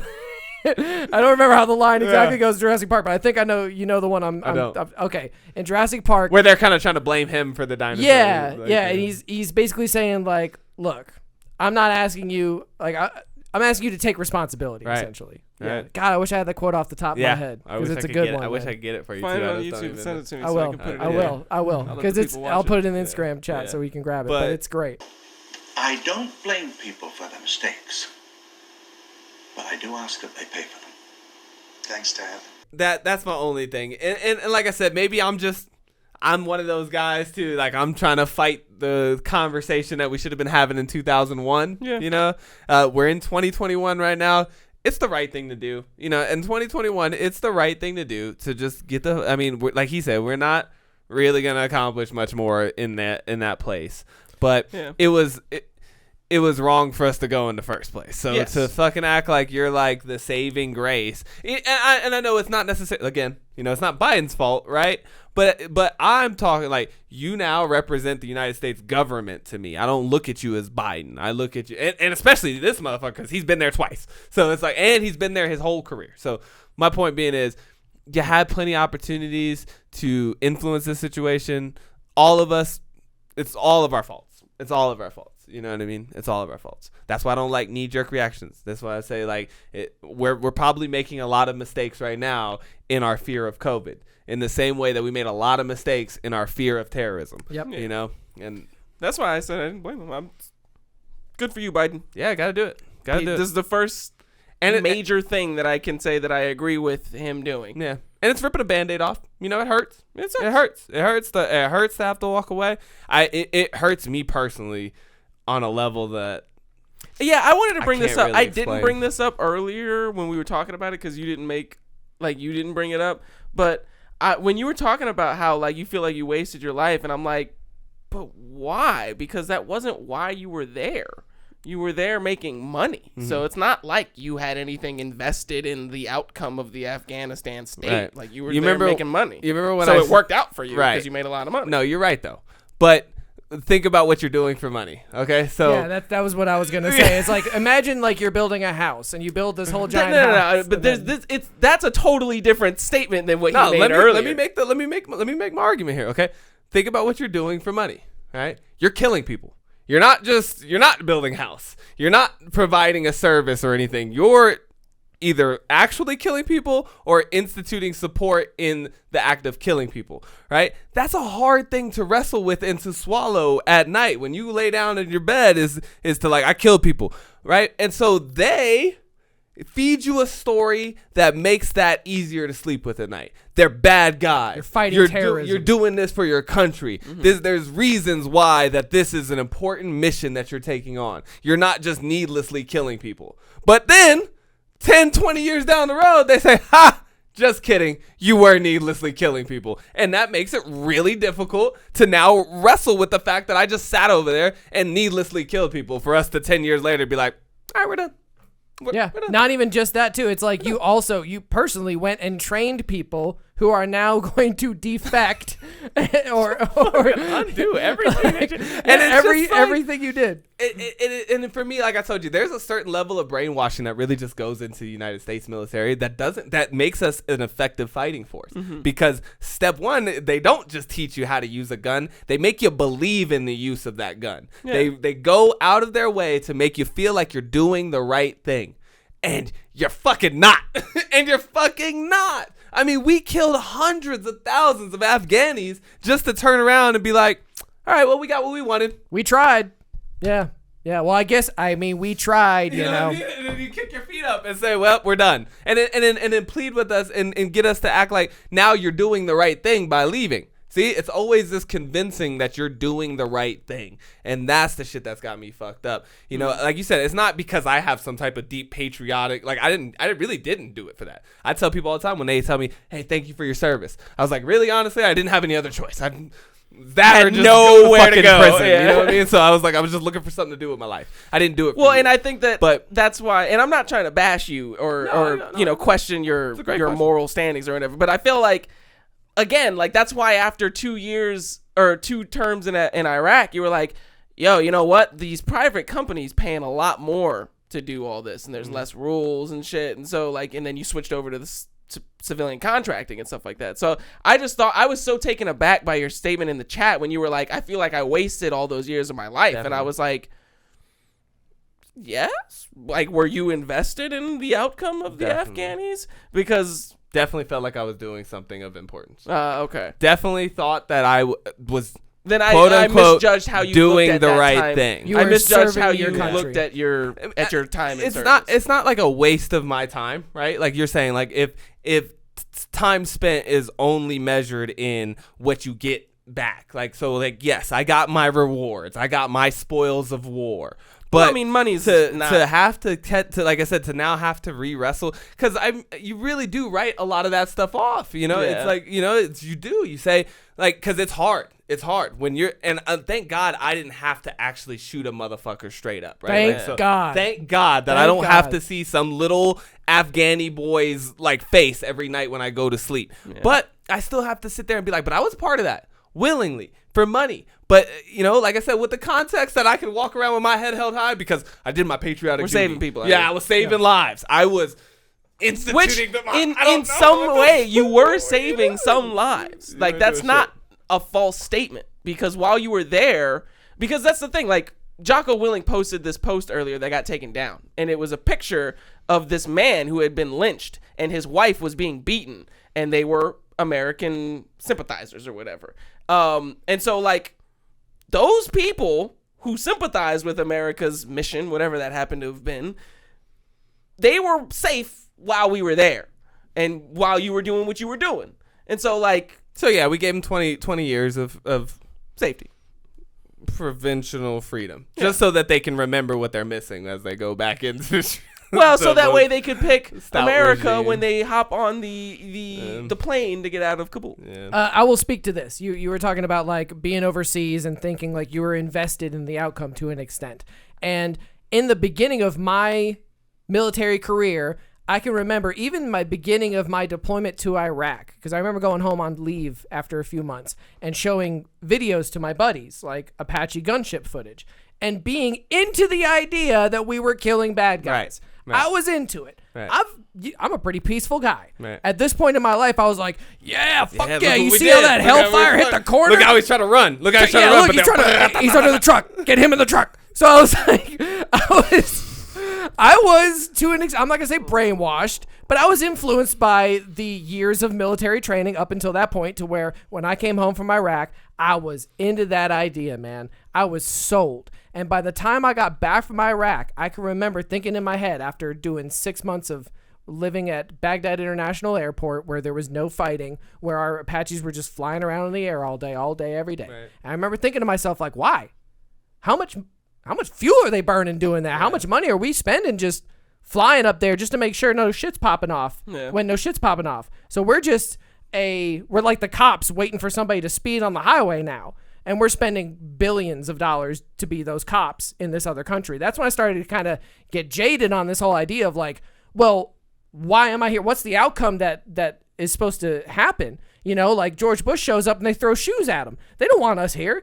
These motherfuckers want nothing to do with us. Yeah. So now here we are, 18 years after Iraq, and we're mostly out of that country. Mm-hmm. I mean, we still have some American troops. Yeah, to my understanding. We're talking about what's going on with Afghanistan, but I still don't really know what the situation is. And I'm only speaking to Iraq just because it was my personal experience, but it would have been the same in Afghanistan. If I had gone to Afghanistan and saw videos of us killing Afghanis and been all excited about it, then I probably would have, same thing probably would have happened, where when you're not fighting, when you're sitting there just watching these people try to live. And I was in a guard tower a couple times. I watched them try to live. They're just living normal They're just living normal life, except their neighborhood is busted up from bombs. Mm-hmm. They have no infrastructure anymore. They don't have trash pickup. Mm-hmm. They don't have any of that shit anymore. They don't have a functioning society, in part because we went and blew it up. Yeah. Now, the society they had before that was very oppressive. So it's a sloppy thing. There's no easy, clean solution.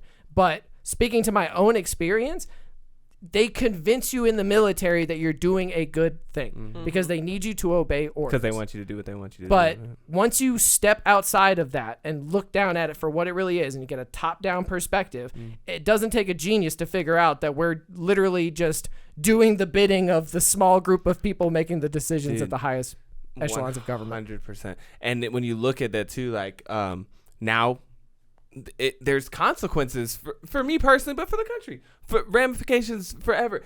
I just for the life of me can't trust them anymore.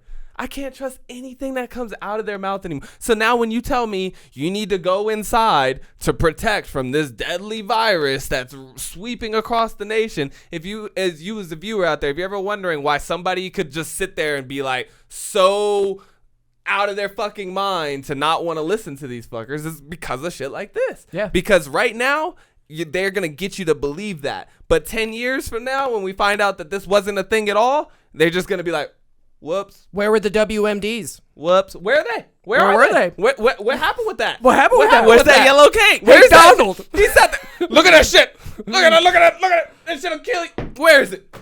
We didn't find none of that. Like he said, where's the evidence of that Pakistan ever did any of it? They were like, we got evidence. Where? I thought that was so weird. Where? Like Where the evidence? She was like blaming him for doing with the Taliban what we were doing with our side. And I was like, so it's okay when we do it because we backed the right people. Because we're the good guys. But when Pakistan did it with their people, it was bad. That was not. We're not attacking Mexico because the Sinaloa cartel is sending people into our country. We're not saying, hey, Mexican government, you're in charge of all of this stuff. Right.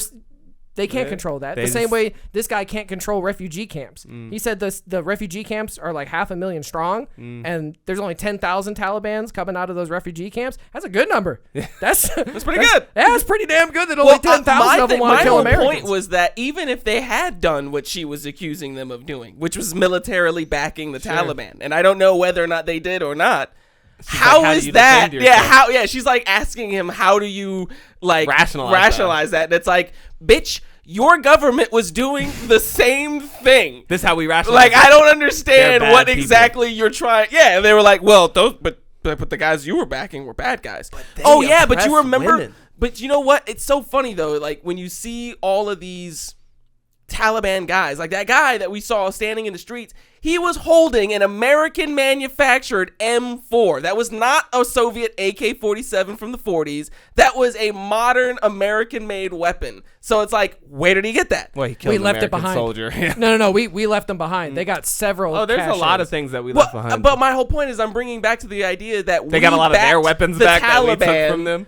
back in the day when they were fighting the Russians, Yep. because the Russians at that time were the bad guys. Yep. The Soviet Union were the bad guys, so the Taliban was the We're good the- guys. we're the good guys. because we backed them. Because we fucked with But them. now that we're not backing them, the Taliban's the bad It's guys. the problem with proxy wars. This is the problem with proxy wars. Whoever POV you are currently in is supposed to be the good guy until you're not in that POV anymore. It's like a game of Call of Duty where you randomly get assigned the Russians or the other guy, and Americans. you Sometimes fucking you're on blazing. this side and you think they're the good guys. Sometimes you you're wanna on win. this side. Dude, We've seen it with seriously. ISIS in Syria and backing the Kurds. We've seen it with We've done it throughout a our history. lot in that region where Yeah. we like give some weapons to a group and then they beat the group that they were supposed to beat, or maybe they lose. And then but we then were- 10 right. years later, Give us our they're weapons killing back. us with our weapons, Yeah. and it's like fuck. Yeah. Like you guys, you're making the same mistakes Right. over and Which over the again. answer is to just not get fucking It's to involved. not do that. Yeah, To don't just give weapons to people who might fucking- be your enemies. Yeah, later. and the only counterpoint to that, and it's a weak one, is that, well, they're going to harbor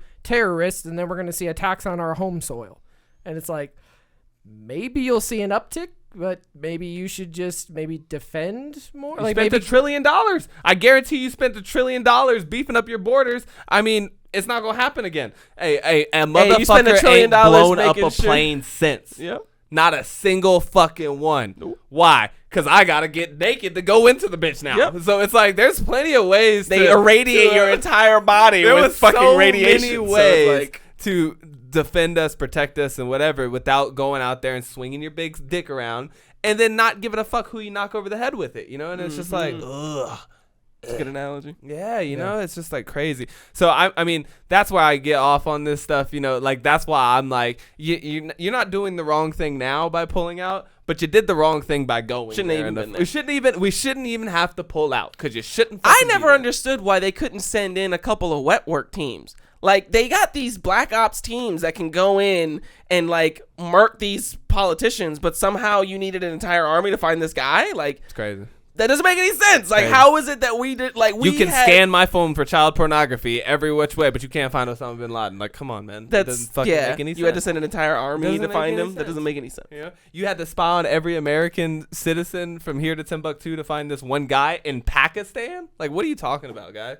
Like, how does any of this ever add up to make sense? it's true. I mean, And this is how we've you've given up a been- lot of like civil you said, liberties. this is how you become jaded from the government, and This how? when they come out and say, "Hey, this is for your own good," you be like, "I don't believe you." Because I'm gonna tell you what, time tells all. Oh, yeah. You see what I'm saying? Time tells all, man. Like Nazis. I'm talking people in the 1800s that did fuck shit. That, you know, slavery. Like, and it all sounds great at the time. It all sounds good at the time. But history will fucking prove you to have egg all over your fucking face, and it can get any one of us. And so that's where I'm at with it now. It's like 20 years later, now I get to watch the consequences of all that stuff and realize that I got clown makeup on. I'm in full clown regalia right now, and it sucks. And it fucking sucks. But, you know, whatever. And for him to sit there so de facto, too, and just be like, just gotta get out of here, man. Like, And you know what? He's also kind of deflecting this this anger away from the idea that your service was for nothing. Yeah. You know, he's definitely trying to tell you We did what we no, wanted to do. We completed our mission. We also, but he's admitting failure that we did not complete the mission of getting the Afghan government to maintain law and a little bit of order. I thought that he was making that was like the very first part of his little that we listened to, like I don't know, the first 5 minutes of it. I was not enjoying what he was saying, but then he started making some really good points when he was talking about all the shit that we did over there training these motherfuckers and everything, and then they just fucking left. And they just dropped everything and was like, fuck it. Right. And I'm like, that's a good point, because that's kind of the point I was making earlier, which was Nah. you do all this training and shit, and then when it comes down to it, they all run away. And like you said, what is it going to take? Another 5 years? 10 Yeah, years, like another how- 20 years? Like You 20 basically years have to get brainwash that. all the children that are being born right now in Afghanistan for that to work Like out. they didn't even give it a fair shake. Not Like, even a they try. just was like walked away from it. Like fuck it, if you're not gonna do it, we're not gonna do it either. So I get it. 300,000 Afghan army personnel, though, are like that blew. Where did my they go? mind. What happened to those guys? They just How walked could you away. have a fighting force of 300,000 you did not only did you have aircraft. He said they had an air force. They had their own air force. Helicopters. That's crazy to think about. Like, when I put the guns on those things. People like ask any infantry guy who's ever actually been in combat, and they will tell you that they fucking love the air force. Support is air support is the dominant thing on the battlefield. It's the air support. So how is it that we give these motherfuckers trillions of dollars worth of Air Force training and equipment, and they literally just run away from it? We paid their salaries, like he said. Those 300,000. That's fucking crazy. Those 300,000 soldiers were getting paid by the trillions of dollars we have in our defense budget. Which takes away that whole. We talked about that earlier. Is like that's supposed to be a reason why you would stick it out. You know, it's no. I never said that money was the reason that you would stick it out. I was saying that. Well, you said people have families to feed and stuff, so that's why they stay in the military. In the example that you were talking about with the cops and the Black Lives Matter things. Yeah, let's talk about National Guard, but yeah. Well, whatever. The National Guard, the cops, like somebody pays these people their paychecks and stuff like that. But I think it's so if the guy who pays your paycheck is also leaving, then you really have no incentive. Exactly. Whatsoever. So you fucking dip. Yeah. You fucking dip, and that's the problem. Is like you find that's like starting a franchise of a McDonald's, but picking a shit bag to run it. He's gonna hire other shit bags that aren't gonna do well. So then when he leaves, everybody abandons the McDonald's. Great analogy, but I would say that you buy a franchise that was a McDonald's and you turn it into their direct competitor, a Burger King. And then when the Burger King fails and you finally give up and you sell the franchise, you're just selling it back to the McDonald's people who've been waiting in the wings the entire time. Own the land underneath your building the whole time. Yeah, they were literally just waiting. They were just literally underneath the Burger King. As soon as they close that shit, we're gonna fucking blow it up, dude. So yeah, it's been crazy to see how this is playing out. But I mean, you know, c'est la vie. This is how it goes. You know, Vietnam all over again, like they said. You'll forget about it eventually. I think to tie a little bow on the leadership conversation, if you go to our Instagram chat, I put in the great quote where the doctor, the guy from Jurassic Park, is giving an ethics lecture to. Basically, the guy who runs Jurassic Park talking to Dr. Malcolm. Oh, you found it? Yeah, I found it. It's a quick little. It's about a minute 45. Remember, as soon as I saw like Ian Malcolm, Yep. Yeah, because I remember when he really hits him with the philosophy here of like why you're fucked up here. He's like, I can't control the dinosaurs. After this is your whole job. This spectacular design, spared no expense. And we can charge anything we want, $2,000 a day, $10,000 a day, and people will pay it. And then there's the merchandise. And I can personally... Donald, this park was not built to cater only for the super rich. Everyone in the world has the right to enjoy these animals. Sure, they will. I mean, what, we'll have a coupon day or something. Yes. Gee, the lack of humility before nature that's being displayed here staggers me. Well, thank you, Dr. Malcolm, but I think things are a little bit different than you and I had feared. Yeah, I know. They're a lot worse. Now, wait a second. Now, we haven't even seen the part where you feel... Donald, let him talk. There's no reason. No, I want to hear every viewpoint. I really do. Yeah, don't you see the danger, John, inherent in what you're doing here? Genetic power is the most awesome force the planet's ever seen, but you wield it like a kid that's found his dad's gun. It's hardly appropriate to start hurling generalizations. If I may, I'll tell you the problem with the scientific power that you're using here. It didn't require any discipline to attain it. You know, you read what others had done, and you took the next step. You didn't earn the knowledge for yourselves, so you don't take any responsibility for it. You stood on the shoulders of geniuses to accomplish something as fast as you could, and before you even knew what you had, you patented it and packaged it and slapped it on a plastic lunchbox, and now you're selling it. You want to sell it. Well, I don't think you're giving us our due credit. Our scientists have done things which nobody's ever done before. Yeah, but your scientists were so preoccupied with whether or not they could, they didn't stop to think if they should. That's the one right there. You're so preoccupied with the fact that you could, you didn't think if you should.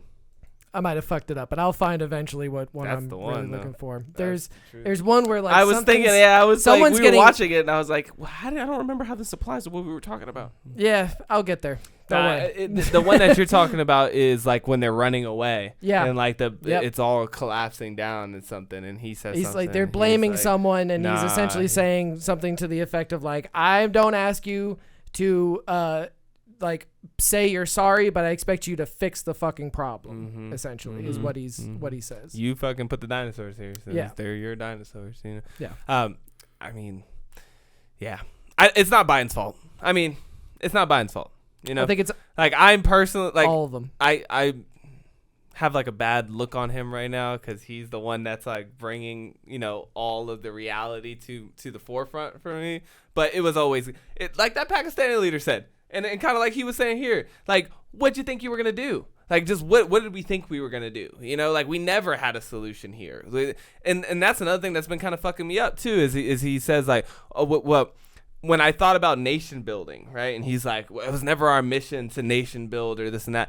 I never thought nation building, that's collateral damage. Like that's, nobody goes with the idea of nation building. That's what you have to do after you've made a mess of the nation. You got to build it back up. You can't go in there, demolish an entire region of the world and then just walk away and say, like, you know what I mean? Like, what are we, fucking barbarians? That's how you again? get an ISIS. Like, you just sack Rome and then say, well, that's just what it was, like that shit. Well, actually, that's kind of what they did. That's what they did. But that's what I'm saying. I thought we had evolved out of that to where it's like, fine, if you're going to conflict and stuff, then you still have to pay homage or respect to all those civilians in that region that had nothing to do with that shit.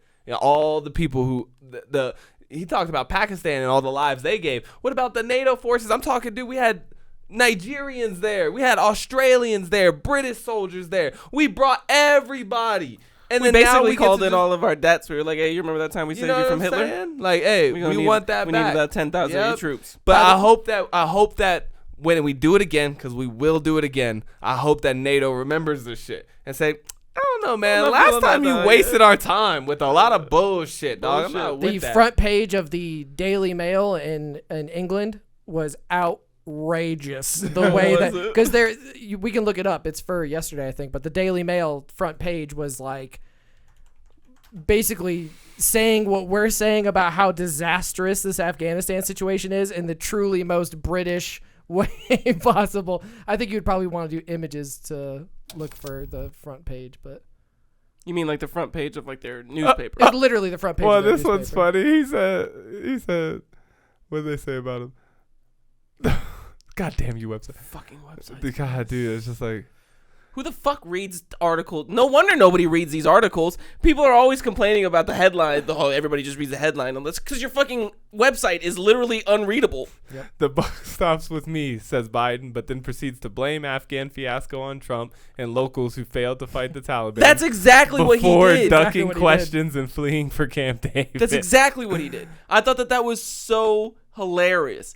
Like, I don't remember him saying the buck stops with me. No, we didn't watch that far. Well, that's what I'm saying, though. They made it seem like he said the buck stops with me, but then blame these people, but he actually blamed them first. Yeah. I sent it to the chat. Okay. Yeah, I thought that was fucking hilarious. Like, not even 5 minutes into his speech. Look, I had to do this because of Trump. Okay?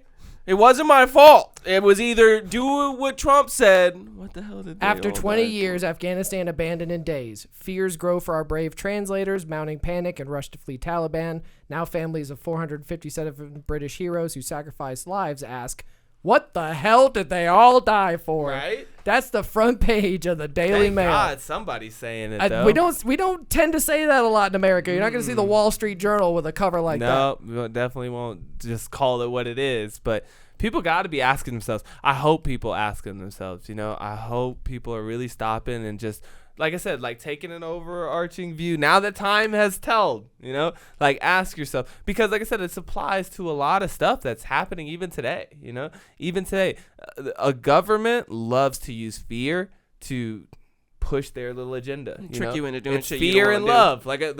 Like Kanye said, the fear and love button. They're going to hit your fear of like, oh, do you want to die? You want to get attacked? Do you want to, whatever?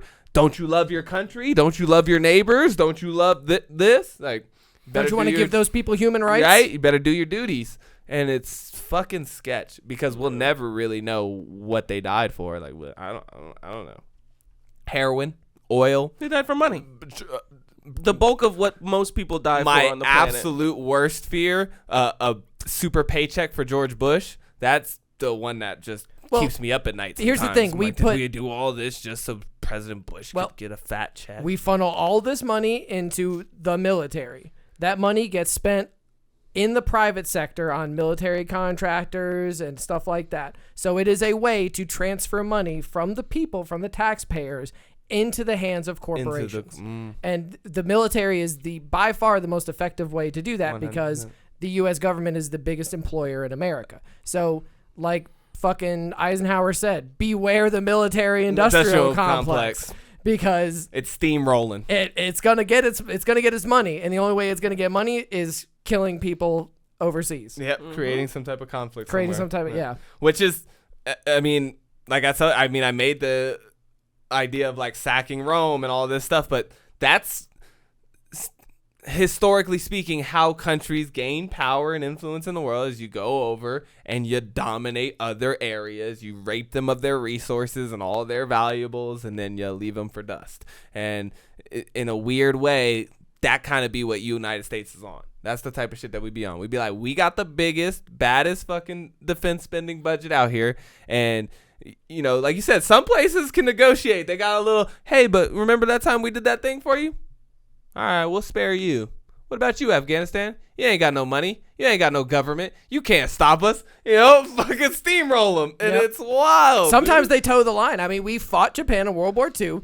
We then instilled kind of a government there. We have a military presence there. And now it's been, 70, 80 years? And they don't look like they want to kill us anymore. But we still they're there. One of our strongest allies. Yeah. But it's also Vietnam all over again, right? I think that also, too, we look at these poor, underdeveloped countries and we think there's a weak little target for us to eat up, and then these motherfuckers spank our ass, you know, and then we have to walk away 10, 15, 20 years away, like later, looking like dumbasses. And that, I mean, that's essentially the same situation happened. And spank. They didn't spank us. They had to leave because we didn't want them there anymore. We didn't even. If we really wanted to, we could kill all of them. But like, obviously we can't. Obviously we cannot, because we did want to. For 10 years, that's what was our prime mission, was to eradicate. And now maybe Al-Qaeda's on its last leg, but god damn it, I wouldn't be surprised to see them come back in another 5 years too. You know what I mean? Like, especially now with their best buddy Taliban supposedly. Like, I don't know. I would say we got spanked. Especially if it had taken them another 5, 6, 7, 10 years to get the control of the country back or something, then maybe you'd have a little leg to stand on. It took them a week. But they're not driving us out. They're coming into the spaces that we're leaving. So how is that getting spanked? Like, I'm not saying that we didn't lose. Like, how can we say we dominated them? Okay, so we sent them into hiding. That's not.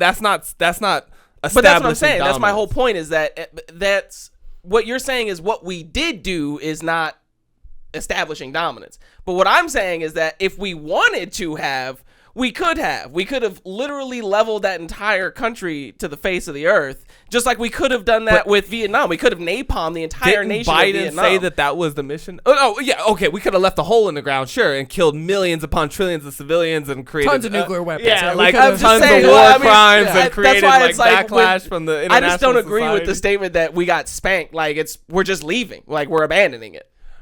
It's the same thing that happened in Vietnam. We didn't lose. We just left. Well, see, we've built up this entire game state though, where we gave them a government, we gave them an army, we trained them, we gave them weapons, trillions of dollars. We spent all this money to build this giant game state, and then the Taliban came in and just knocked our house of cards over. Didn't even knock it, just blow it. They just said new game. We're gonna start a new game. Like, literally redo. We want to reset. They are us now. Like, they're literally us. They walked into the palace and said, "War's over." Yeah, we came in and was like, yo, we won. War. We won. Mission accomplished. We're back, bitches. Islamic Emirates again. We win. And the same thing in Vietnam, like you said. Like, I mean, maybe we did actually get our asses kind of handed to us in Vietnam because there like a lot of soldiers died and shit like that. But it's not true. No, we it was almost a 3-to-1 ratio of what? Of Vietnamese fighters that died compared to American soldiers. In Afghanistan, it was a 1,000-to-1 ratio. But that's what I'm saying, though. Militarily, you can lose strategically, but militarily, I think to say that we got spanked, like, right, because nobody spanks you, you just have to leave. a war of attrition is still a war. So you could still win on a war of attrition. You don't have to kill more people to win a war. Like, that's not the measure or marker of winning a war. It's, did this person I didn't say that we won. I said that I disagree that we got spanked. Okay, I see what you're saying. Because I would think it's fair to say that we lost. And we definitely lost. And I think if you look across certain metrics, we got spanked. How much money did the Taliban spend to fight? Well, we just spent an entire 5 minutes talking about how the military is literally just a money racketing. It's a money racket, so it's like that's kind of the point of the military is to spend the money. Yeah. He said, "How much did they?" But none. They were sat. I'm gonna broaden the conversation real quick because this is something I thought about when we talked a couple episodes back, right? And you remember how I was bringing up that point about how like certain markers tend to happen that lead to the downfall of very dominant societies, right? Mm-hmm. We keep going out here and trying to like do something, but then we end up looking weak at the end. Okay, whether you say we got spanked or whatever, we definitely didn't accomplish anything, right? We definitely obviously didn't dismantle the Taliban. We didn't slow them down. We didn't do anything. It's like all we're showing is that like, yeah, like while we're around, we can make shit happen, but we can't institutionalize any type of change or anything. So my point is, I would say, okay, would you say we look weak? Yes. I would say we look like, just like you talked about with the pictures of the helicopters and stuff, and the same sentiment that was worldwide when we left Vietnam was y'all lost, right? Yeah. That's what it looks like again here in Afghanistan. It's like 20 years later, y'all lost. Agreed. Yeah. Right? China's watching that. Yeah. Russia watching that. Mm-hmm. Like they actually talked about who's gonna, in one of those, I think it was in with the prime minister. Anyways, one of the interviews, they say, well, isn't there any international support for the Taliban and this and that? And they were like, China, Soviet Russia, Soviet Union probably gonna. Yeah, China already came out and said, hey, we'll work with the Taliban. Right, government. right. Like, why not? Like they said, they're looking at free, free ally, right? Like, and they're definitely in the business of picking them up. The enemy of my enemy. Well, China definitely wants Afghanistan because if they could get Afghanistan and then make a move on Pakistan, because then they could be making a move on India, which they do not like. China also wants control of the heroin supply because it's a great way to subvert America. So I'm just saying, like, it's a bad time to be walking away with your tail between your legs, and then it's just. Yeah, no, I'm on an strictly international making scale, a statement we keep on a showing military up. basis. That's 2 in a row now. That's 2 in a row where we show up kind of looking like dumbasses, where we run up in there like we're big badass motherfuckers, and then we walk away with the tail between our legs, watching everybody, cling to the airplane, and like everybody trying to get in the airport as fast as possible to get the fuck out of there. Whether we lost or didn't lose, it looks like we lost. It looks like we we're running. lost, but not. My whole statement was that we lost a war, but not through military means. The people of the government, like the people in the government have to make moves that seem to make sense to the people because we have a democracy where we vote people in. If they were a dictator, it doesn't matter what you think of the dictator. He's going to do whatever he wants. And so I'm saying that the same thing that happened in Vietnam, which was that after a while we all said, yo, what the fuck's going on? We're not going to stand for this shit anymore. And the government was like, all right, fine, we'll leave. And then they had to leave, and it made them look like shit. Because they weren't accomplishing their mission. Yeah. Because they weren't doing anything. Exactly. They were just the same stuck thing that's there. happening right now. Like, it's just not doing anything. Just doing circles. And I'm not saying this is a bad thing. I'm just saying that if we had wanted to, we could have killed all of them. And so, it's like, I just don't say, like, we lost, but not because they beat us, but because we're just leaving. We're just abandoning the whole idea. So, like you said, if you start a fight and then run away halfway through, that's a loss, but he didn't beat you up. Hold on, though.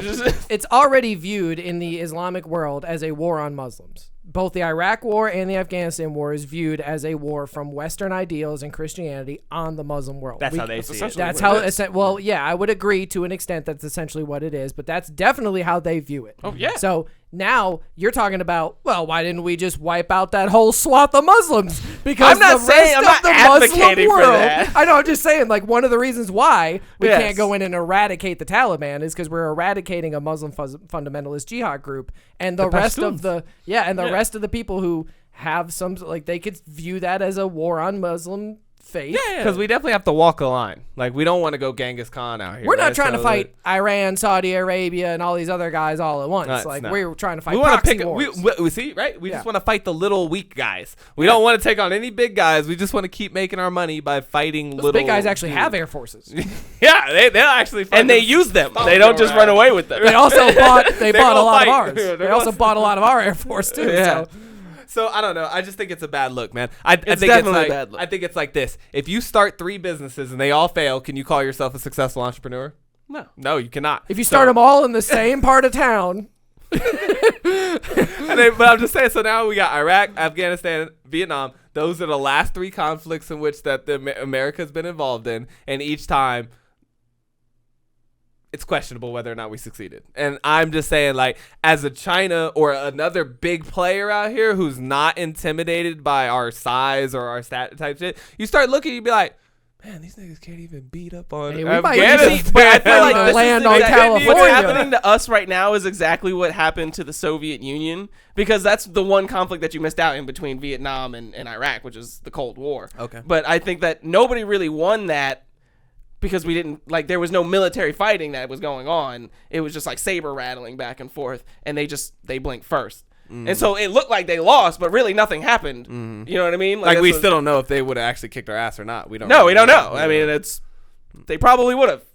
Like they got more people. See, that's I don't know about the that people, but they're so me. disorganized. Yeah, which is why they America feels like we have a very successful military and all that things because we have technology, and technology is a dominating force. But as we found out with a lot of cyber attacks and things like that, there's a lot. Afghanistan, who went toe to toe with us, or these not Afghanistan, but these insurgent fighters that went toe to toe with us with rocks and cell phones, like, you know what I mean? Like, they built just IEDs. So in a way, that's technology. So I get afraid of things like a North Korean China allied war where they outnumber us like so much that they'll swath your country, and you, like I said, they'll have so many soldiers running up and down this bitch that you don't even have enough bullets. You don't even have enough bullets. I think the times of that are over.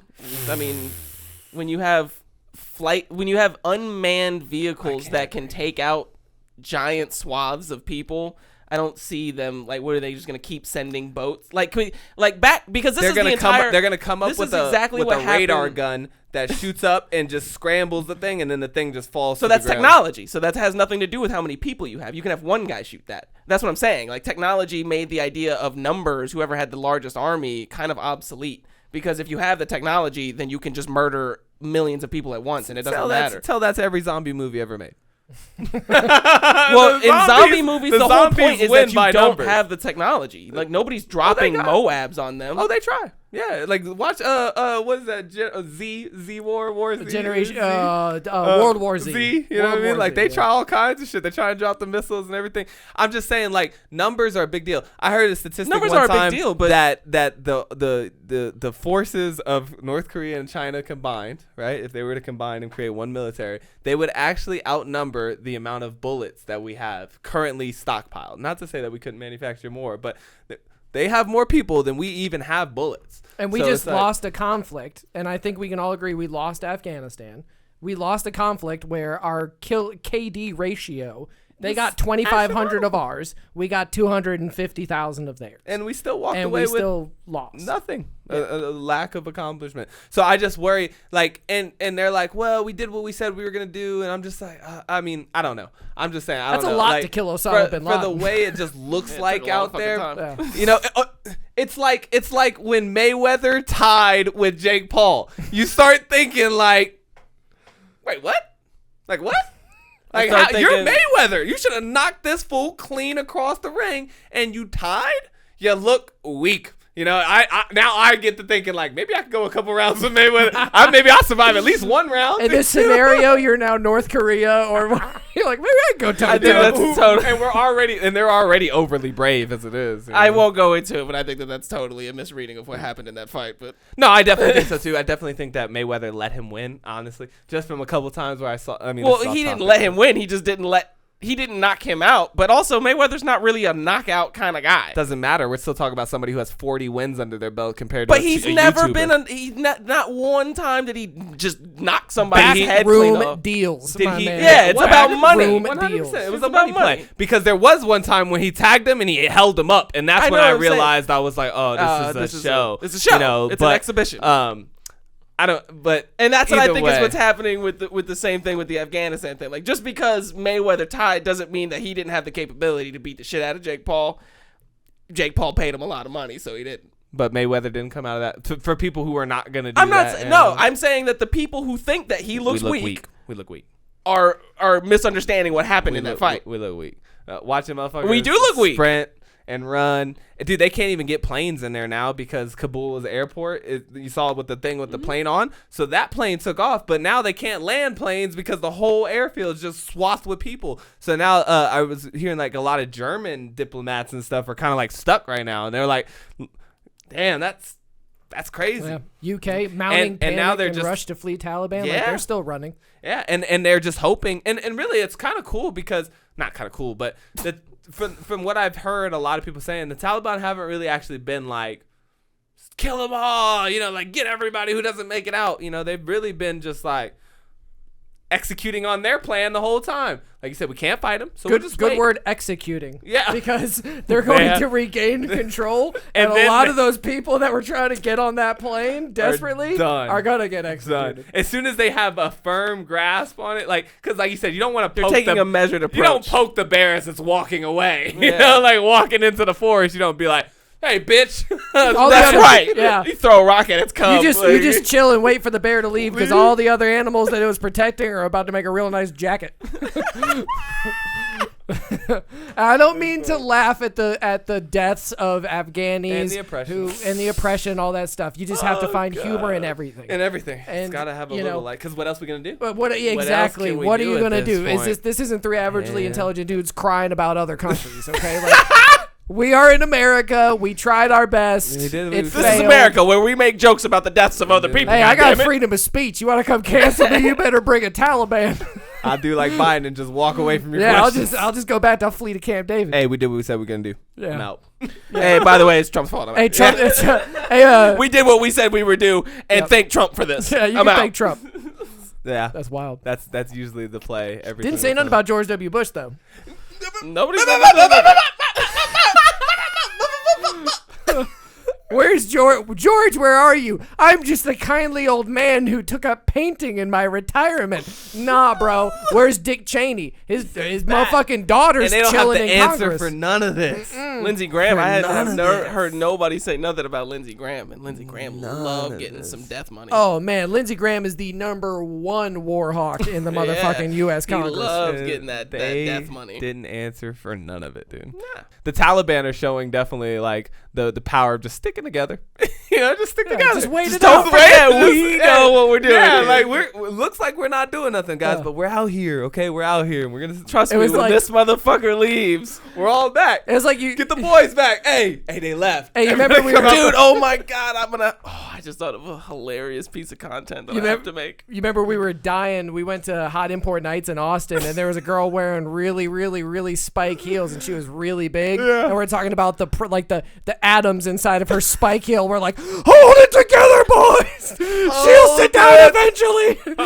Hold it. Yeah, that's what they were doing. Taliban was just sitting there holding it that whole time, just waiting for us to put our feet up. Mm-hmm. But I already kind of hit my takeaway earlier. But just to recap, because we like to do our last little takeaways. Mine's simple. There's no such thing as a war on terror. So we can't wage war on ideas. So anything that you thought you was gonna stop the idea of child molestation or some shit, or you thought you were gonna stop the idea of terrorism or of God knows what other idea you can come up with. Like you can stop a person, you can stop an entity, you know, like a thing that has some type of boundary on it that you can quantify. You can stop that. This guy doing that thing, you can stop him. But the idea of this thing, murder, you're not gonna stop murder out here, guys. Stop ideas. Like, just letting you know, like any of that stuff, you can't stop math.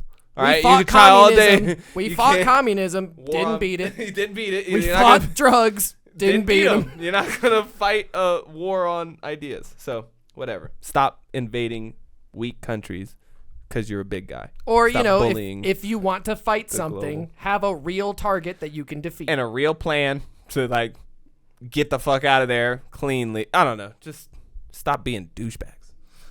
Wasting our goddamn money. That's all I can say. You want to say anything? No. All right. Well, that's just another episode of 3 Averagely Intelligent Dudes, and we look forward to seeing you guys again soon. Peace.